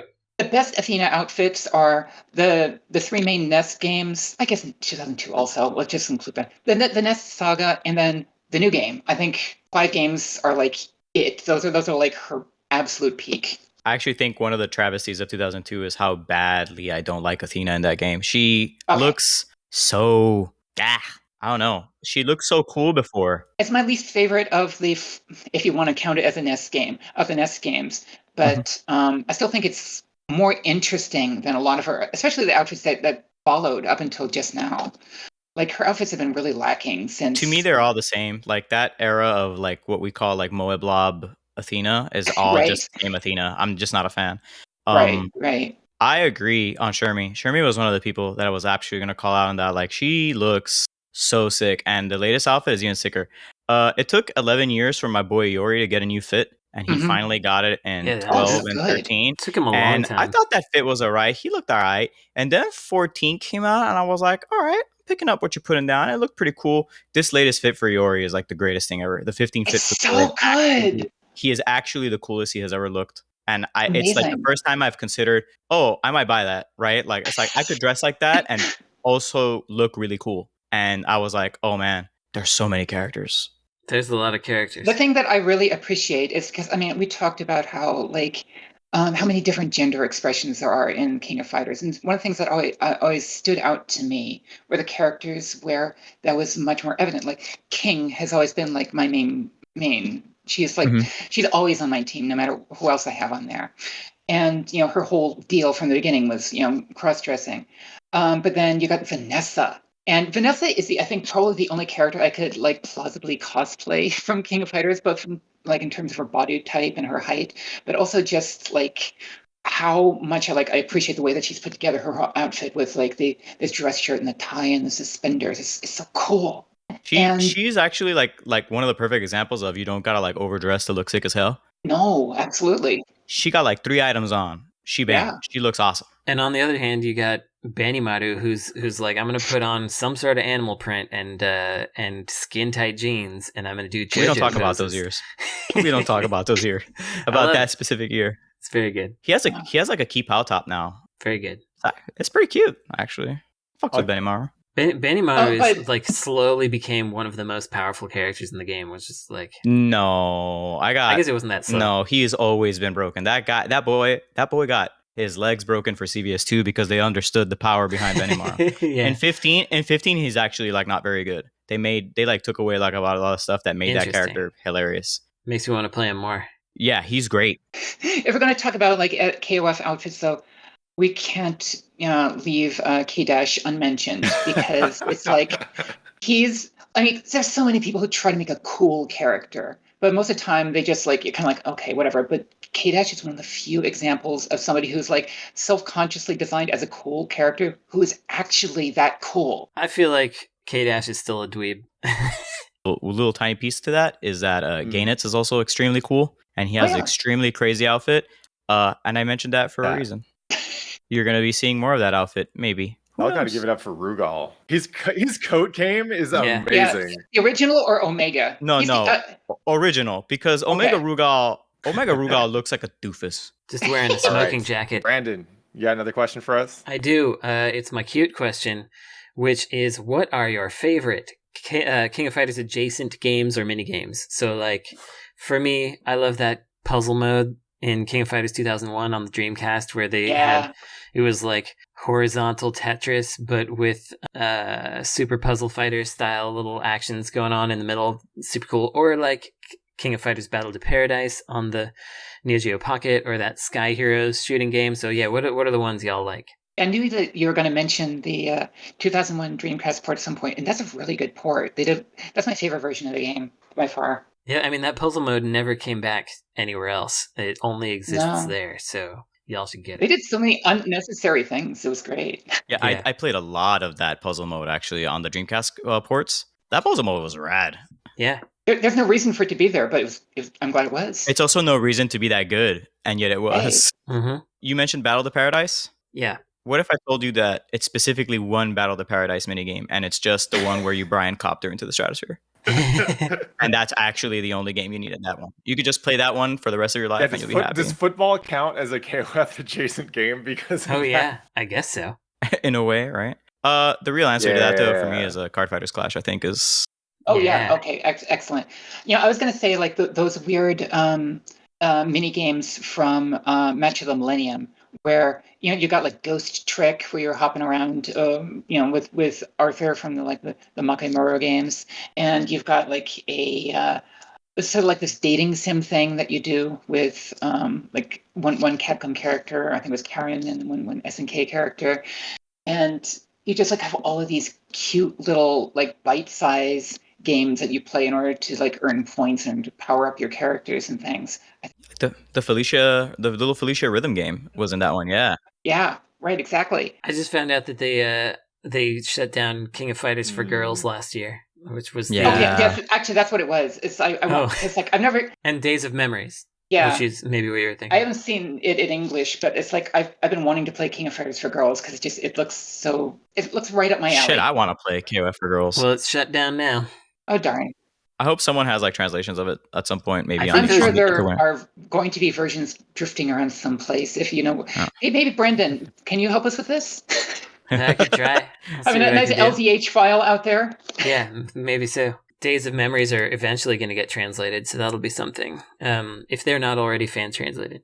I think the other one, and Brandon, you mentioned it earlier. Brandon, how much do you miss Rhythm of Fighters? Because I miss that game a lot. Yeah. That's pretty good. Did any of y'all play that KOF MOBA? Yes, I didn't did. get to actually play it. How was it? It was in Thai. Awful. Like really, really, really bad. Like bad in a way that I cannot begin to describe to you. It's the kind of game that I would have someone who plays dank games play if that game was still available. It's like League if League didn't understand how League operated. Right? Like what made good. And so the only thing you can do now is you could play like Mobile Legends Bang Bang, and then you can buy a Iori skin for one of the characters or something. Oh, hey, basketball is a King of Fighters adjacent the game Sam Show because they do characters. have that. They do have a You have Lucky no. Golfer. And in China, you can pick Iori and Shermie because people thought that Shermie wouldn't be balling, but Shermie do in fact be balling. I mean, seeing fighting game characters stuff. dunk on each other, like I only saw the Sam Show characters in that. I forget what the game was, but I just remember seeing Nakaru. Freestyle 2. Okay, Freestyle 2. I saw Nakaru and Haomaru dunking on fools, and it looked perfect, right? Because both fighting games and basketball are really good at giving you a venue to communicate disrespect within the confines of a player versus player, like competitive activity. Absolutely. It would be cool to have something like the Riki Kunio games, the Neketsu games. They go across all these different genres, even if the core is these brawlers, right? It'd be fun to have something like that going on with King of Fighters, to having like a, not necessarily like a super dodgeball, but something, although there was one for the Neo Geo. But, to have these events that star like various teams made up out of like the vast array of King of Fighters characters. There are like 200 characters in the main series now. King of Football. This is how we get Team America back. That's right. Hey, see now you're thinking, Pat. Now you're thinking. Nah, but let's be real. Y'all just want to see Kyo have an actual reason to go back to high school, finish his damn education. It's a king of flashcards. Let's He's got to go. get his GED. King of flashcards. Kyo studies for his algebra exam. Very good. But it'd be interesting to do ones like that are like built off of the characters' personalities somehow, like as like a premise. Yeah. All right, I'll move on to my final question. My Iori Yagami question. The question is, who is the King of Fighters? King. There's a character named King Iori in the Yagami. game King of Fighters, so that's a compelling There is case. a character named King. There's a lot of characters that start with K names. King. She's been in basically every game of the series except for 12, which wasn't a real game, and the original 2002, which was a disaster and was remade. And she's been put into every port of it because it was such a disaster to remove her. It's like cursed it. She has to be in King of Fighters, or like it's like the ship's gonna go down.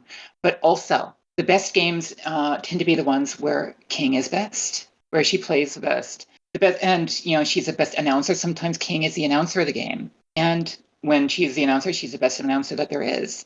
King is the King of Fighters. She's the heart and soul of the series. KOF is so queer, and she's like where it all begins. They forgot to put her in the Neo Geo Pocket games. It's real shame. Yeah, that's weird. That's wrong. Yeah, they should have got her in there. Yeah, it might be King, but there's It's also true. a King of Dinosaurs in there, and there's It's true. Yeah. there's a couple different kinds of kings. Duck King. Ooh, Duck Duck King yeah. was also the There. King of Fighters briefly. Mhm. There's a great edit team ending for those three. Yeah, just the kings. Wait, really? Yeah, Wait, is there actually Yeah. an edit team ending for them? the three kings ending. And in 11, aren't they? Well, no, because he's not King of Frankenstein's Dinosaurs Mare. yet. So they gotta put Duck King in the latest version, so they can just have a Right. team with 3 kings in it. Yeah, that makes sense to me. Ship it. Yeah, and then they can raise Jesus, Exactly.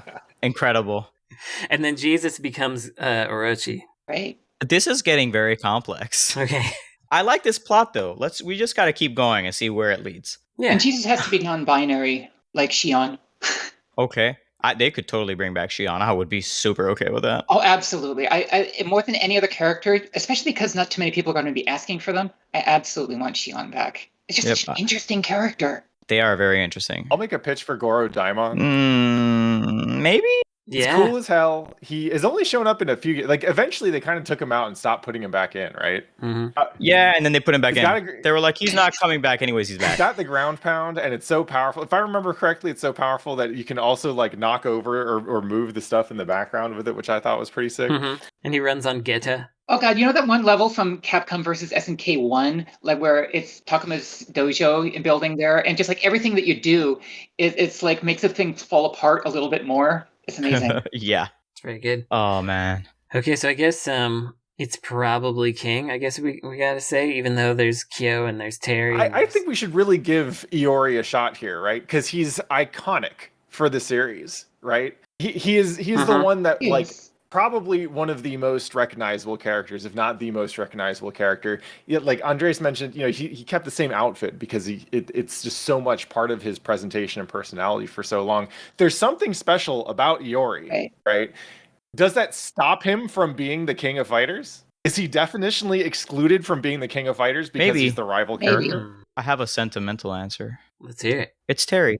No, it's Terry. It's absolutely Terry. Terry is the king of fighters. I think that would be the most diplomatic. It's not even diplomatic. He won the first one. I understand, but it's like I think that would be the answer that like pleased almost everybody because it feels emotionally right. Yeah, like we all fell in love with this quirky little company probably at different points of time, right? And at every point, Terry was always there, offering a big old smile and a big old hand, saying, "Hey, you could totally come play my game," and throwing his hat. He's like the best dude in a fighting game. It's like, he just, it's interesting when he was put into Smash Brothers. It's like how quickly, like all the kids who didn't really know who he was, they were able to figure out what he was about just from like the way that he moved and the way he talked, like very, very quickly, like tell what kind of a guy he was. And just like, you know what? I think I trust him. He's a cool dude you went to go play basketball with in the playground. You go to the playground, you go to the basketball courts, and he was just there. He was just hanging out. He's playing ball, and he teach kids how to play ball. And then power dunk on your ass. He'd help you move to a new apartment. And he's a good dad when he doesn't have to be, but he just wants to be a positive influence.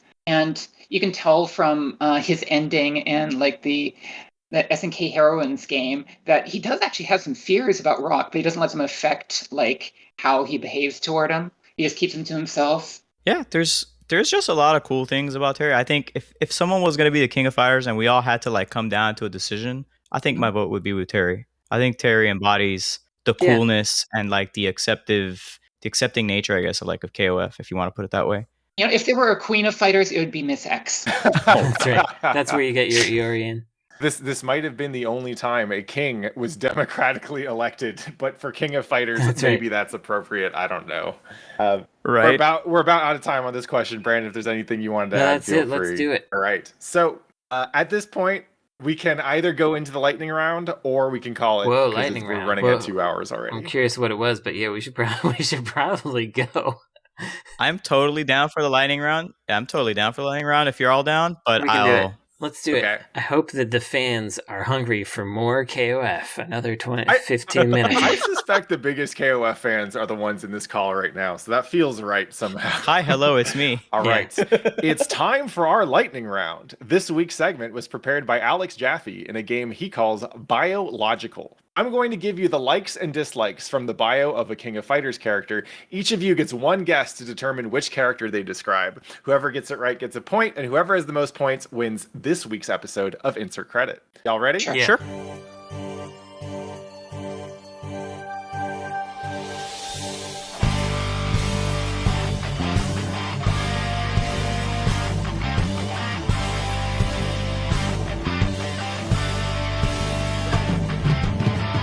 Start with number 1.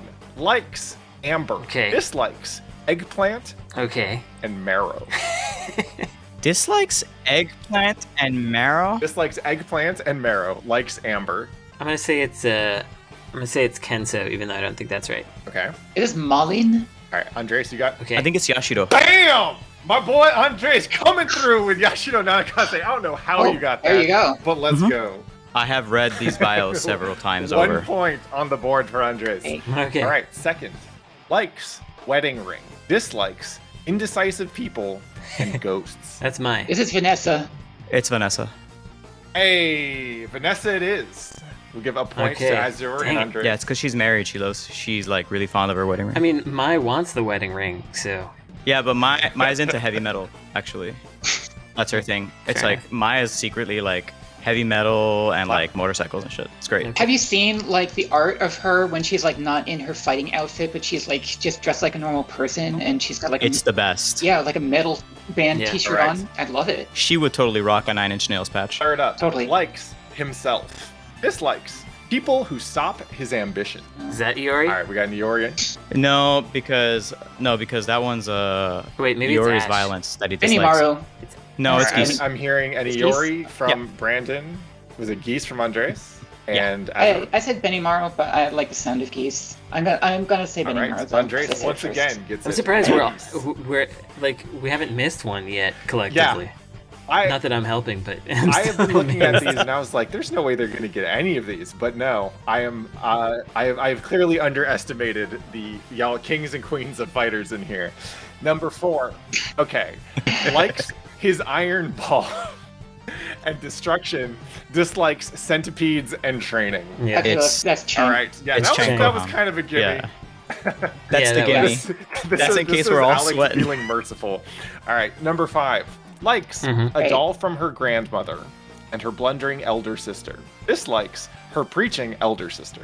Is that Rimuru? Mm, That's who I'll All guess. right. is this? But it could also be like Vice or Mature or something. That's not one of the main SNK game characters for sure. I No. don't know. I think it's I Rimuru. think it's Maki. Andres? Maki? What do we got? Maki. What's the name of the girl in the spy outfit? Is what I'm gonna guess. It's either her or the squirrely girl. What's the squirrely girl from Maximum Impact? I I forget. don't remember the Maximum Impact characters. Nagase? There's like, I'm gonna go with Nagase. There's only 3 of them. There's like Lien, Ninon, and Nagase. I'm gonna All say right, we got our Nanase. guesses in. The answer is Ninon Bert from Maximum Impact. That's Oh, the was it? goth. Oh, lolly. you're the close. You were really so close. I was not. Yeah, We missed one. it was either that or it was gonna be like Moe Habana or something from like the freaking Game Boy Advance game. Yeah, but it's that's interesting. But no, you made the jump to Maximum Impact, so that's pretty impressive. These have all been KOF, so it's like as soon as he said something I did not recognize, I was like, it's gotta be Maximum Impact or Okay. Game Boy The game. first time I played KOF Maximum Impact 2 was actually at Tim Rogers' apartment when he lived in Tokyo. Yeah, that makes sense. That seems appropriate. Very good. Yep. All right, number 6. Likes his older brother. Dislikes rats. That would be Soiree. We have one soiree. Anyone else? I don't really know who has a brother, so I'm gonna say. I feel like Chris is an orphan, but I'm gonna go for Chris. All right, we got soiree, Because Chris, orphan and doesn't preclude brother. I don't know, and I was just talking about Maximum Impact. I'm just gonna piggyback on Azure. I'm gonna also say Soiree because Alba is the older one, Yep, right? you both got it. The carry coming through. Also, I know they have a good brotherly relationship. It's like the characters in the main series who have brothers. It's like it doesn't sound like Andy. Andy doesn't really look up to Terry that way. Right. So, I also think that Andy doesn't give a rat's ass about rats. rats, yeah. So. The characters often have these strange little quirks to them, but that didn't sound like him. All right, number 7. Likes the accomplishments of his pupils. Dislikes extravagance. The accomplishments of his pupils? That's just Tung Fu. Who else is it Yeah. gonna be, right? I mean, there are few teachers in there, but Tung sounds more like Tung than Chin, certainly. But he's got like so many. Yeah, it can only be like the only other one's Chin, but Chin's likes are we all know what Chin Alright. likes. Yeah. Right. Alcohol. I mean, also like Takuma as a teacher. Yeah, Theoretically, Takuma was but- gonna be my guess. All right, so I'm No. hearing 2 tones. Dislikes extravagance? No, yeah, it's. I mean, he's running a like the whole plot point in the newest game is that he's getting carried away with his his barbecue restaurant. Yeah, but Takuma puts on a Tengu mask to beat the crap out of his students. My man lives extravagance. That's what My I'm man saying. has zero Okay. chill. Yeah, Tongues it's Tung. across the board. Yeah, it sounds like Tung. I said Takuma just because I could make I'm willing to be wrong. All right, well, Brandon is wrong once again. Nice. Azure and Andres Brandon. taking this one too. All right, number 8. Likes personal computer and hamster. Dislikes celery and high school baseball. Personal computer and hamster. The baseball. I know this one, but it's like on the tip of my brain. I'm gonna say that it's Kyo's girlfriend, whose name I forget. Yuki. I'm gonna say it's Yuki. Baseball. It's Shermie. It's Shermie that doesn't like baseball. And Shermie who has a hamster. And I remember Shermie with a hamster. I'm pretty sure. Yeah, I think she mentions the hamster, but the reason why is like the baseball stood out to me is like, why do you just not like Koshin? What's wrong with you? Like that's like the one thing that I remember is like, who is it? And it's like one of the women. I just don't remember. And it's like, I'm pretty sure it's Shermie. All right, the Shermies take it. Azur and Andres trying it again. Number 9, likes 0, dislikes Roland Gustav. Huh? Can I get that dislike one more time? What? Roland Gustav? What's the name of Zero's lion? I don't know. All right. But that's a good idea. Original Zero has this lion, and I never bothered to remember what the lion's name because who cares? But I have no idea. You think it's the lion? Andres, you got any guesses? Hell no. I'm gonna cut this one off here because Azur got it. Who's? The answer is Glugan. What's it? It's the lion? I was like, who else would like Zero? Chrysalis certainly doesn't like him. Oh no, yeah, well, yeah, no one likes the actual that whole complement of people. Like Zero's a nerd, Clone Zero's a nerd. Yeah. Only Chrysalid's cool. Ignis is also a nerd. Ignis is actually the biggest. Yeah, nerd. The name is Glugan, and it is indeed Zero's pet black lion. Glugan. It is trained to fight and assist Zero in battles as one of his strikers. Like a glue gun? Yeah. It's Glugan, Glugan. It's like a weird kind of garbled German name, I guess. Its dislike is a reference to the Baki the Grappler character, Roland Gustav, who wrestled with lions during his time in Africa. Oh, wow. Oh, of course. Bro, what? All right, No and big deal. our last one. Likes the smiles of children. Dislikes illegal moves and the wrestlers who use them nonchalant. It's Griffin Mask, my guy. Yeah, it absolutely is. It's Griffin Mask, and not specifically King of Dinosaurs, who I think changes his likes and dislikes a little bit. Griffin Mask / Brandon, T-Fuck. any guesses? Well, I'll just say King of Dinosaurs, just in case. And I want to mention that Alex specifically says Tuzok / the Griffin / Griffin Mask, but not King of Dinosaurs in this answer. Right. Yeah, give it to him. Well, give him the point. that's because Give him the point. No, I He's don't right need it. technically. I don't need it. King of Dinosaurs is his heel persona, and T-Zoc / Griffin Mask is his face persona. Yeah, All right, sense. well, wrestling. I got you. Andres wins So it looks by like one. Andres It was wins. The Yashiro and Geese Howard was the one. One of those two would have been the one that put him over the edge. So, you get congrats, Andres. Right. You win this episode of Insert Credit. I believe the prize that you get to ask a question that then the next round of podcasters have to answer. At the Yeah, beginning you have of to make theirs. us a question for homework. Oh, make it annoying. We managed to make it through this KOF episode, and I don't know about y'all, but I had an awesome time. Before we go, does anyone have any recommendations for our listeners? Don't watch the KOF movie. It's really bad. Let me see. I'll recommend something. It's not King of Fighters related, though, which is probably okay. I'm going to recommend... This is hyper specific. I'm narrowing the audience even further. If you live in the Bay Area or possibly in California, I'm not sure how far out they go. Casa Sanchez has some new corn chips called picosos, which are genius to me. I don't know why I've never seen this before. So they have habanero and lime, but it's in the masa. It's ground up and made in the chip. So it's not like a dusting. That sounds amazing. Of course, there's also some lime salt on it as well. But the spiciness, it's orange because there's habanero and cayenne pepper inside of the chip, and that's why there's no artificial colors. And Brandon, I'm broke. Can you send me some of those? Sure, I'll do it. I'll pay you. Can you send me some of those? Yes, I actually have been planning to buy a whole bunch the next time I go to the store to send to friends, because they're so good, and they make any salsa better because the spiciness is in the chip and the flavor is in the it's like there's no way to get one that tastes worse than another one because it's all in the chip. So yeah, Casa Sanchez Picosos, if you can find them, you can find them at any Safeway in the Bay Area. I don't know if that's Hey, something. if you can't write any more copy for SNK, you can always, start doing, the flavor text for these guys. You've really got it down. You've really sold them. I sent them a fan letter. I am literally salivating That's right now. incredible. I sent them a fan mail, and they were like, "Oh, hey, thanks." But I was like, I gotta make sure that because I feel like they're testing markets right now because it's not even on their website. So I feel like they're so you just want to trying make to sure they keep making it. I want to make Yes. sure they know that people Okay. like it. So that's my free ad for. It's one of those things. It's like people tend to only get feedback when it's negative, Right. And it's like you get all of these, right wingers who are always like writing into like newspapers to scare them, and if they, don't write what they want to, but they don't get a whole lot of people from the left, writing in to like thank them for like writing about, progressive things, and so Yeah. it just scares them more and more. But so this is really good. You try to shape the world to be a little bit better Through positivity. Send in your Picosos fan mail. Yeah, if you do get Picosos, Absolutely. send them an email to tell them that you love it. I think that's an excellent recommendation. Okay, that's my That sounds recommendation. good. Someone make something that you like, tell them that you like it. Yes. Yeah. All right. Yeah. Any other Yes. recommendations from the crew? Okay.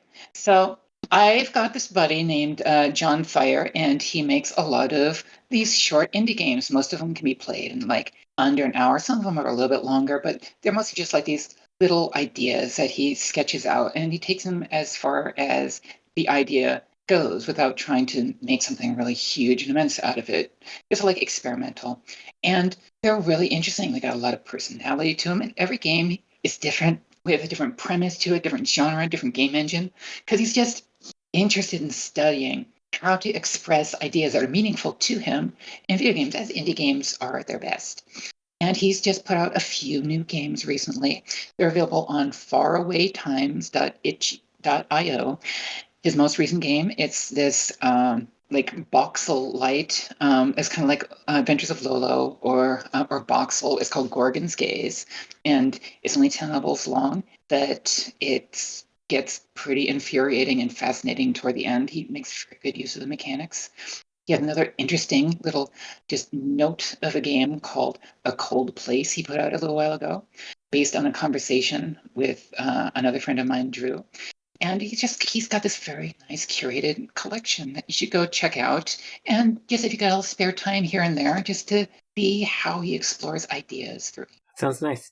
Yeah, I've got mine's almost straight up just chilling. I'm just gonna shill a homie. Please do. Yeah.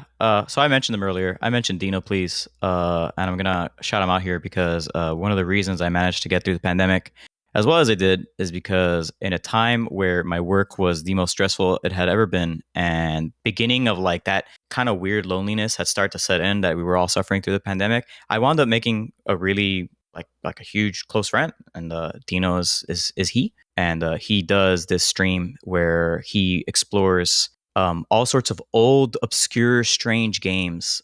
Sometimes it's not that. Sometimes it's just comfort games. Sometimes he's just gonna play Streets of Rage. He's gonna go straight and he's gonna punch people. And sometimes he just busts out like the weirdest stuff from like underneath. He played Korean DOS fighting games. He's played just the dankest stuff. Old, strange cyberpunk adventure games that maybe you'd already forgotten about. You don't know what's coming next, right? It's as far as a retro variety stream goes, that's the best. And he's got this tons of charisma. He's a really sweet dude. Really fun stream that he puts on. And I think Pat and Azure are both to some degree familiar with who I'm talking about. Yeah, he's just unrelentingly positive and charming. I have never met someone who could play something so. If you have played a game and you've played it and you'll be like, God, this game sucks, he'll look at you and be like, no, what's the problem? Game is the best. And play it for your entertainment online and do pretty well and have a good time. And I've never seen someone be able to do that with some of the games that he plays. He finds something to appreciate in anything. Yeah, he played Virtual Hide and it was super fun to watch him play Virtual Hide. No, to be fair, that game is awesome. that game is awesome, but that game is an acquired taste level of awesome. Certainly, absolutely. And you need to acquire that taste over a long period of time. Virtual Highlight's rough. And he's out here and he played it and he beat it in one sitting. And that was one of the most fun streams I've ever watched. Collaborated him with before. We did a Captain Tsubasa stream. We played a bunch of old Captain Tsubasa games from, the 90s. That was a good one, too. It was fresh. And you did a good job. I hold him in high esteem. And I think a stream is one of the best things that has probably happened as something that I have consumed as content. And I think that it is probably a good idea to occasionally sit down and watch somebody who's just having a good time. And maybe that good time will spread to you. So twitch.tv/Dino Please, that's DNOPLS. And also on the week of KOF 15's release, we played like 60 games in one sitting because we're both maniacs. Unfortunately, he picks Ralph and Terry on the team. That makes that very difficult to win. All right. Well, it worked out. Shout out to Dino. Good friend of mine. Great stuff. Also, you should read this Pat the Flip guy's articles about fighting games on Medium. Yeah, he's kind of a scrub. He has a Patreon. I hear it's all right. I read his articles. They help me. I have some recommendations. Oh, thanks. I'm glad to hear. Like legitimately. So I have some recommendations. First off, I want to recommend Capcom versus SNK 2 Millionaire Fighting 2001.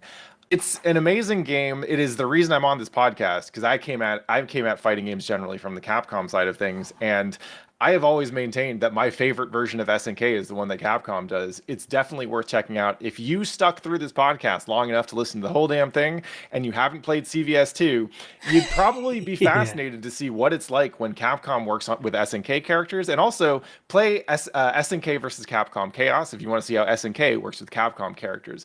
Dramatically different interpretations of a lot of different characters.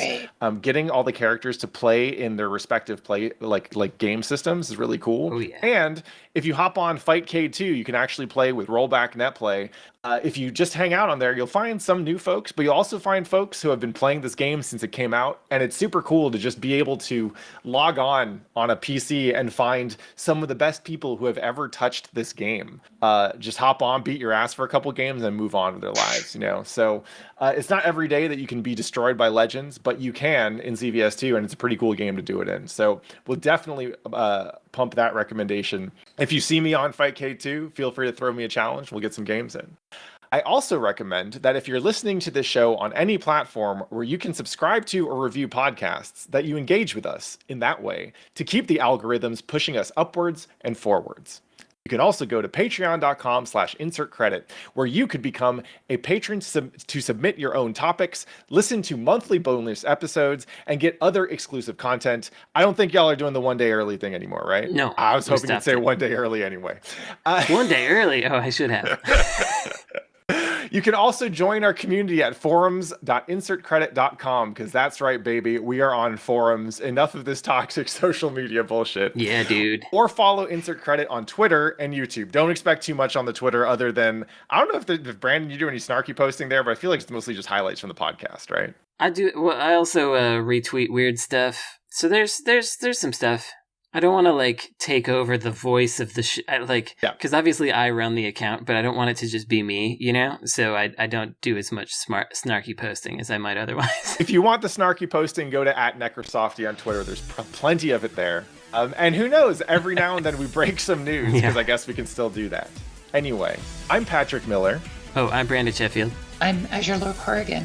And I'm Andrés Velasco y Coll. And your game has now been saved.